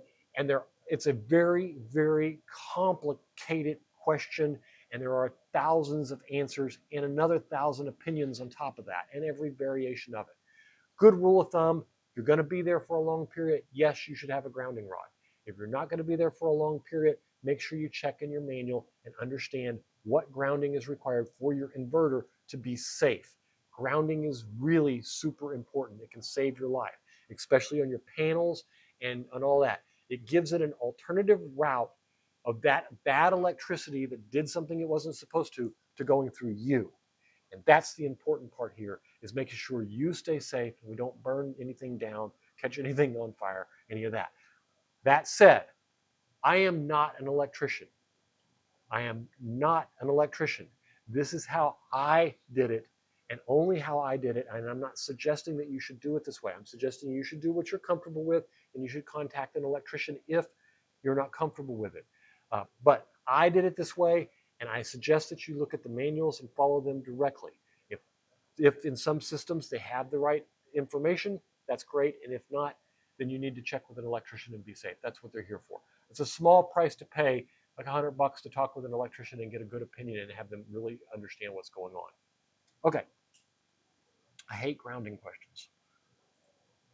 How many batteries are in your setup? I have 4 batteries in my setup. I have 3 100 amp hour 48 volt batteries, and I have 1 304 amp hour 48 volt batteries. The 304 is 15.6 kilowatts. The other ones are 5.2 kilowatts a piece, total 31 kilowatts in total. They're all 48 volt batteries. That is in my RV system. I have in the food trailer, I have a 24 volt system. It's 100 amp hours. And I have miscellaneous 12 volt systems and other 24 volt systems also. And we are about to build together complete solar sheds of all 3 voltages, talk about upgrades and all kinds of cool stuff coming up. That'll be happening over the next few months. Don't miss the videos. And at this point, if you're watching, and you heard all that and you're interested in it, make sure you like and subscribe, or at least subscribe, even if you don't like it. How many batteries are in your setup? I answered that. Okay, next. I'm trying to push through some of these questions here so we can get, that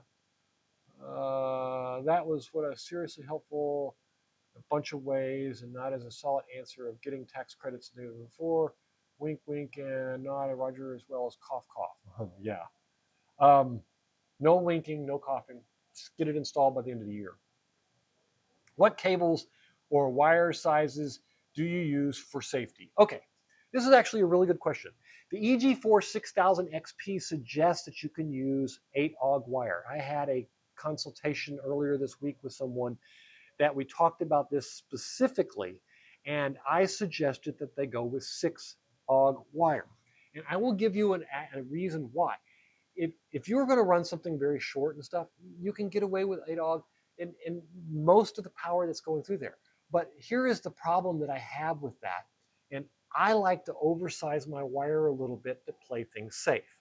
And I'm going to have a video by next week to show you why I like to oversize my things, because I had an actual item when I was replacing my 6000 XP that I found that you are going to be totally surprised. And remember, what I always say is that the biggest problem in a solar system every time is connections, loose connections, bad lugs, bad connections, loose wires, and so on and so forth. Remember, I'm the one who says it. And by this time next week, I will have a video out that shows you how important that really is. When you were away from your RV, do you have any way of verifying safety? Small detectors, security cameras. Yes, I have security cameras. I have on my home assistant, I have, let me show you what I've got there. This will be interesting. Computer screen, there we go. So from my home assistant, I also have multiple meters, gauges, and things. Let me see if I can. So you can see here, I can see my bay temperature. I've also got detectors in there that go off, and they don't show up on any of the screens here, but they will go off if anything is hot or it detects any smoke. My gas detectors are also connected to my home assistant. You can buy all of these things connected to your home assistant, and you can make sure that they all give you notifications and warn you about stuff like that. Mine is through the, like we talked about earlier before, it is hooked up through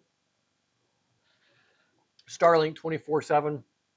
I am not a believer in that when the apocalypse comes that the Japanese are going to come in, and or not the Japanese, the Chinese are going to shut off all our devices and everything. I'm more of the opinion that the first device that they'll probably shut off is going to be the Starlink system, and so that in order to break communications, and as soon as they do, my inverters are safe for them because that's the only internet they're going to have. No, I don't believe that. I've watched the packets. I see the data coming in and out that they're not communicating, and I don't anticipate they will. And even if they do, I'm just going to unplug them, and then they won't have to worry about it. The question was, got to go back and make sure I answer the question. When you're away from your RV, do you have any other way to verify safety? I also have cameras that I can log into. I've got thermostats in multiple rooms that go off. I also have a special device just for my dogs called a waggle. I'm not sure if you're familiar with that, but it's an additional safety layer that made my wife feel a little bit better because we travel with two dachshunds. You've probably seen them in a couple of different battery videos that I made. Especially, I think it was the lead time battery. I had the solar dog jump out of a box, and in another video I had, I don't remember what it was, but both of my dogs are predominantly part of my life, live in my RV, and I would never feel right about leaving without them. So I have an additional device that it is a pure wireless device that runs with backup battery directly piped into my 48-volt system that warns me of temperature, fire, hazards like that, and of course all the gas detections and stuff like that are included. But yeah, and I have a camera also. And I've got a couple of ESP motion detector things that warn me if somebody's opened compartments they're not supposed to and things like that.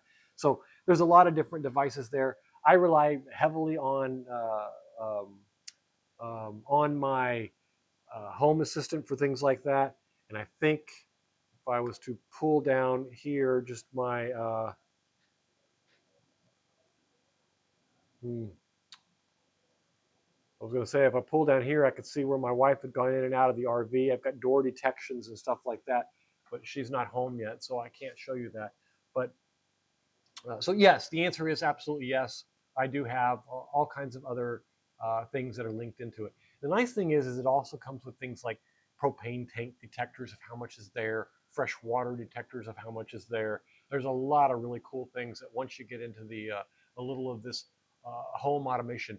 I do have in a couple of months actually a really cool home automation device coming to monitor every one of the circuits in my breaker panel. And I had one in my house that was based on Sense. I think it was called Sensi, but it didn't have one for every single circuit. It based it on the type of usage it was and the noise that it made and stuff. This one's going to have every single sensor in it. Even though you can see from this chart here, I've got some of them broke down already. I mean, I've got readings on my hot water heater. I've got readings on my living room air conditioner, my bedroom air conditioner. You know, how much power is being pulled from different islands and different plugs and different things like that. But this one will actually go into the entire breaker box and put a CT scanner on every one of them, give me that, and give me total power in and out. So it'll be kind of a cool, fun project to do. I think that answers the question. If there's any specific one that you're talking about, Philip, let me know. Because like I said, there's a whole bunch of them, and there's a whole bunch of them I use, and a bunch of them I like, and I wouldn't go anywhere with it. Yeah, smart temperature monitors. If you're a gadget guy and you do a lot of that yourself, like with ESP32, you can build them for 1/10 of the price, but you can also buy them extremely cheap, place them, you know, all over the place. The batteries last for about six months or so, and they get great signals. And then your ESP32 relays will pick them up from anywhere, practically in your house or your RV or anywhere around. So um, at least that's what I found on that anyway. Um, okay, so did you choose the EG4 6000, and why did you choose the EG4 6000 XP? So when I was looking at inverters, the one thing that I noticed about my RV was that it had a 50 amp input. And what a lot of people were telling me is that it was 120 50 amp. When I noticed it was split phase, that really set it off for me, because the ratings on the EG4 6000 were so good. Everyone was talking such good about them. They had just come out. I mean, we're talking 13 months ago, so it was just at the hype of them coming out. They have this great track record of running well pumps and stuff. They're just fantastic inverters. I haven't been disappointed at all. I bought it for the purpose that it was split phase, because it had flexibility, because it had enough power to run my entire system. I knew that once I got rid of the air conditioners that were built into the RV that sucked a ton of voltage, that I practically could do anything I want, which I've pretty much proven I can. If I run a whole bunch of big devices all at once, I can have it switch off and back. It'll come back on in a few minutes automatically, but it happens every now and then. But for the most part, unless I've got the hot water heater on, the microwave on, and an espresso machine, and maybe my wife's coffee pot all at the same time, I usually don't have too much trouble. So that's why I chose the 6000 XP. The question at this point is, would I change it if I could at this point, if I could go back and do it all? And based on what just happened with the warranty, no, I wouldn't change a thing. I have had a fantastic experience all the way around. The inverter does exactly what the specs say.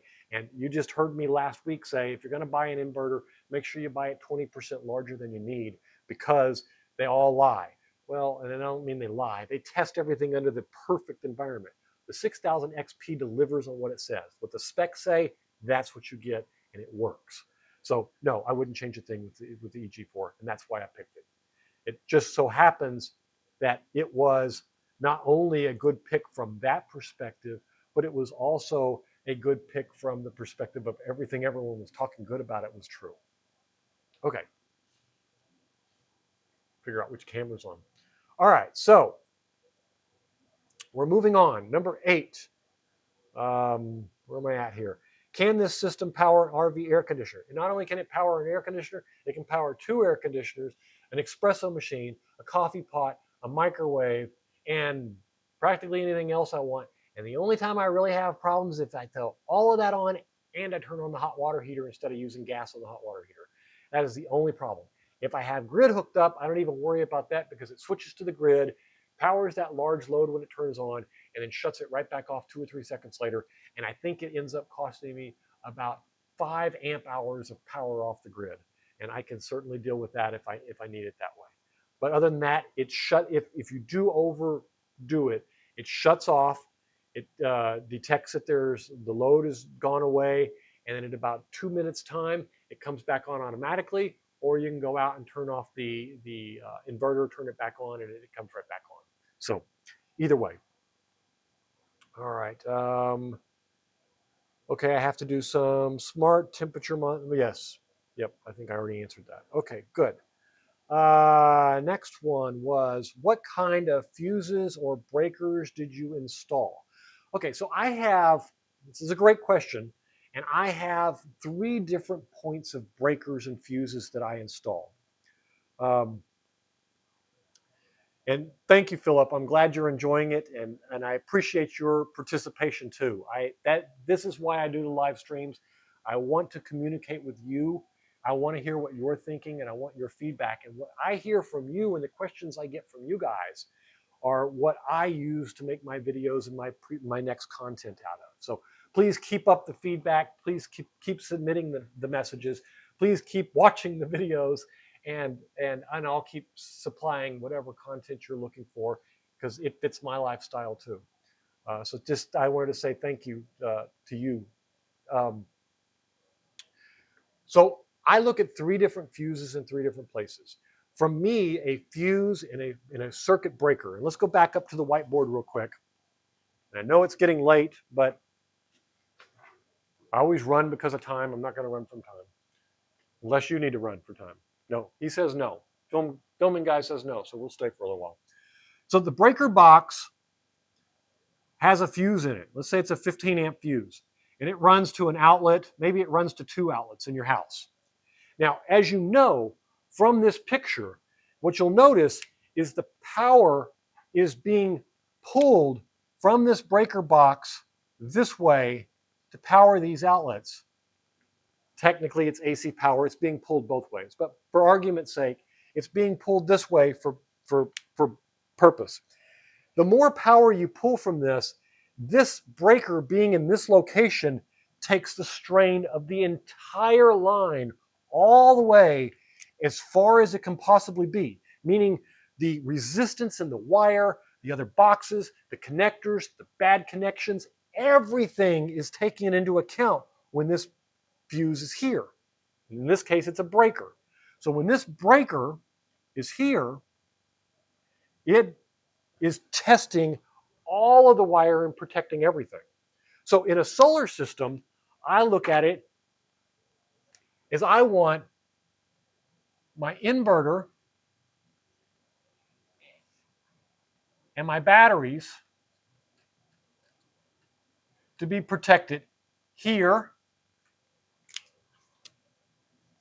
So every battery has a 100 amp fuse on it, or a breaker in the case of the EG4 batteries.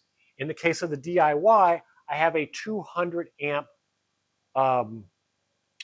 Class T. So the batteries are protected from anything being pulled out of them independently from the battery side.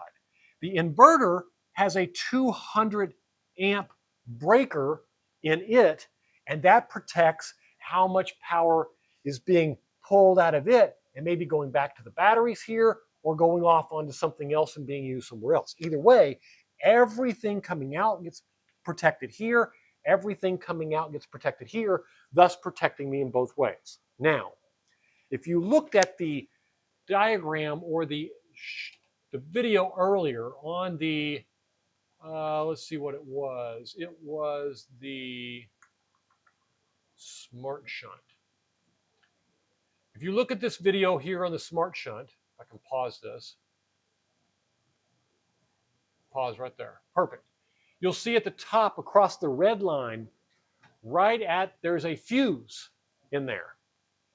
And that fuse is basically the halfway point between my batteries and my inverter.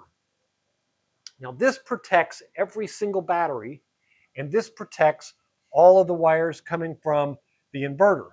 This protects the whole system from a catastrophic failure of any kind.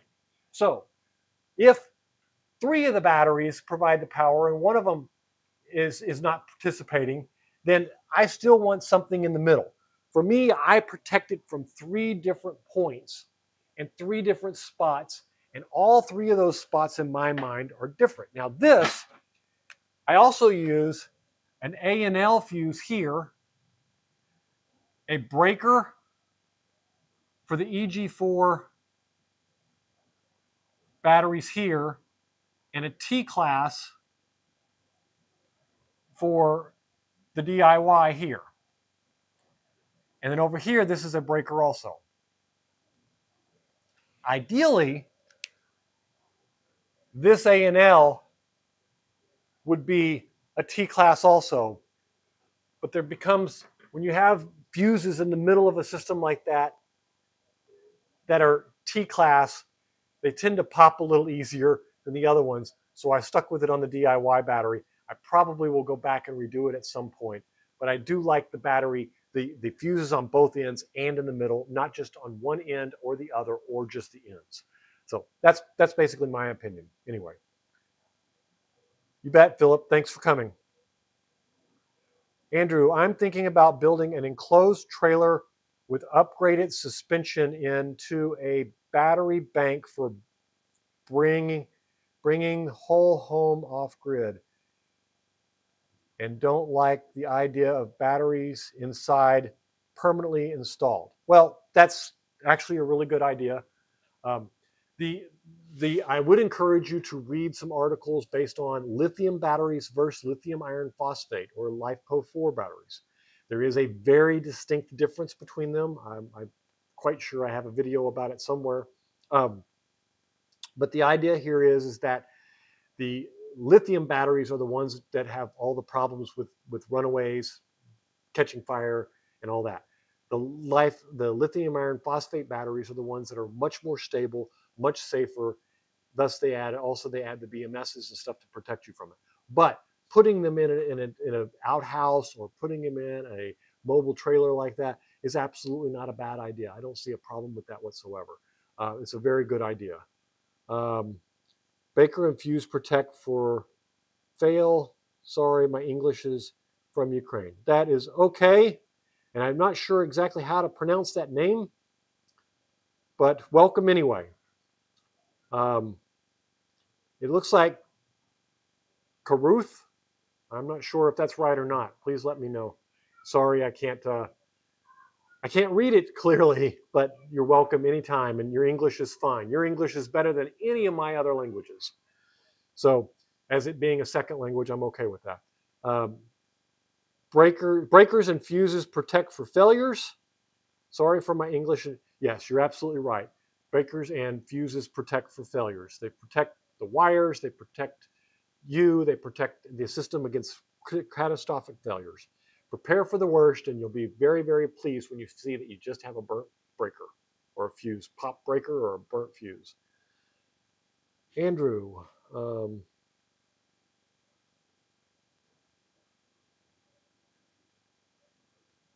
yeah, I would definitely go with an outside, especially you're going to do a whole bunch of batteries. There's no reason not to, and especially if you're not planning on living there forever. I've always thought, to take a piece of my solar shed and convert it to like a solar mobile battery station or something. I haven't actually thought it through that much, but it is a really appealing idea. I do want to make sure that one more time before the night is over, that I show this list of the members to my channel, and I want to thank the members of my channel for joining. These recently joined the subscription here, which offers some benefits of getting to see the videos before the general public. You get to see some additional shorts, some of the behind the scenes content like photos and different posts and stuff like that I put out that tell you about things I've got up and coming, or the events that are going on, or stupid crap that's happened while I was building videos or something like that. Kind of a little bit of behind the scenes, a little bit of fun, a little bit less official than the official releases. So if you're interested in any of that content, look at the different subscription rates that are available. I do have 3 different levels, and they all come with different benefits. But these guys, to all of you, a special thank you. I want to make sure that that I remind you just how thankful I am to you for helping me and growing the channel and being here and subscribing. I think there's a way I can do this. There we go. Going to set off some fireworks in celebration of that and thank everyone here. Make sure that you all understand that running a YouTube channel is very, very rewarding for me, and I really do want to make sure that all of you understand how appreciative I am of you for all the efforts and time that you take watching my videos and giving me feedback. Additionally, um, in addition to the new members, I want to take a look at and thank everybody for. We have reached 9,835 subscribers during this live stream today. That is an enormous number of subscribers, and it has been a wild ride. Thank you to all the subscribers. I really appreciate it, and I hope that if there's anything that you guys need, that you'll let me know. I cannot figure out how to get this stupid thing to do what I want it to do. Oh, there it is. Having problems tonight. Setting off fireworks for 9,835 subscribers. Sorry, I'm getting tired. And I think we probably just reached a new length of our live stream, probably the longest running one, even from the ones I was out of town, I believe. So I appreciate that. I've only got a few questions left, but if there are any online, please get them in now so that I can get this poor camera guy home and let him have his dinner. He's just laughing at me. I'm blaming it on him, but he's not to blame. So I am 2 years away from paying. St. Andrew says I am 2 years away from paying off my home and looking for land and an RV. I am dead set on solar instead of power company, and 32 years young, and own my own lawn care company. I use assist machines to heat my home. Oh, yes, that's great. It's funny you should say that, Andrew. I owned a landscaping company in Dallas for years. It is a really good business to be in. And I don't know how many crews you had. I know when I got out of the business, I was running 4 crews. And there's only one thing still to this day I would never let anyone else do, and that was mowing the fields. We did a lot of empty lot field mowing. And for some reason, big 0-turn mower out in the middle of a 2-acre field and just mowing it is the most relaxing thing in the world, and to get paid for it is almost as good as hooking up a solar system. So congratulations on all that, and hopefully you'll get it paid off, find you some land and a nice RV to go to add to it. All right, guys, I think I've got one more question in this list. Let's get to it. What appliances can you run at the same time? Oh, well, a question I think I've already answered, but let's go through it real quick.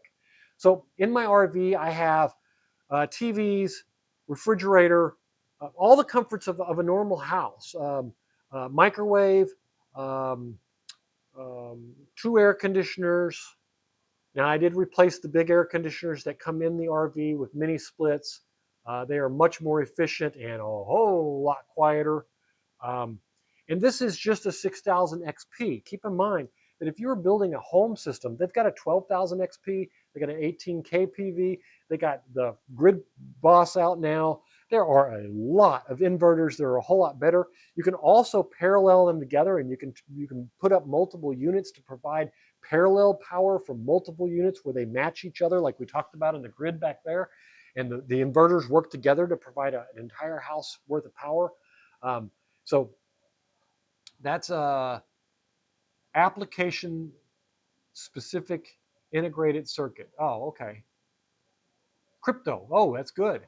So you can use a solar to run that too. That's a really good way to use solar. I see that it's getting very popular now, especially considering that crypto is getting expensive because they can't get them. The energy efficiency has gone down so much. Feel like Forrest Gump mowing most days. Yeah, I used to feel that way too. A lot of the days it is a grind sometimes in the summer, and I remember getting out of spring and thinking, okay, this year, how many people did I have to drop off at the emergency room because they thought they could take it, and 2 hours in, they can't breathe or move anymore. They're all dehydrated. I used to bet on how many there was going to be. I'm watching as much of your content as I can because I plan to use solar for crypto coin. Absolutely, crypto is a power hungry thing, but you can make a lot of money if you do the solar panel way and you do it up that way. So, all right. I don't think I've missed any questions. Is there anybody online that I've missed or had a question that didn't get it out? Now is your time to speak. I am considering putting a cap on it. It looks like we are 3 hours and 30 minutes off on the launch. Probably another 2 or 3 minutes before pre-launch time. So this is officially, thank you for joining our longest pods live stream. And with the release of the video this morning, probably our longest video in the same day. So thank you to everybody. I've tried over 1,000 people in big commercial companies. I like helping people in my community, to be honest. Do what I say. Yep. Yeah. It's good to be in business for yourself. Thank you, cameraman. You are the best. Thank you. You got a smile out of him. Good work. Maybe he'll come back next week or the week after that, since we're not here next week. All right, guys. Thank you so much. And thank you for subscribing. Thank you for liking the videos. And please go watch the one that came out this morning. I know it's long, got a lot of really good content in it. Thank you so much. You guys have a good day.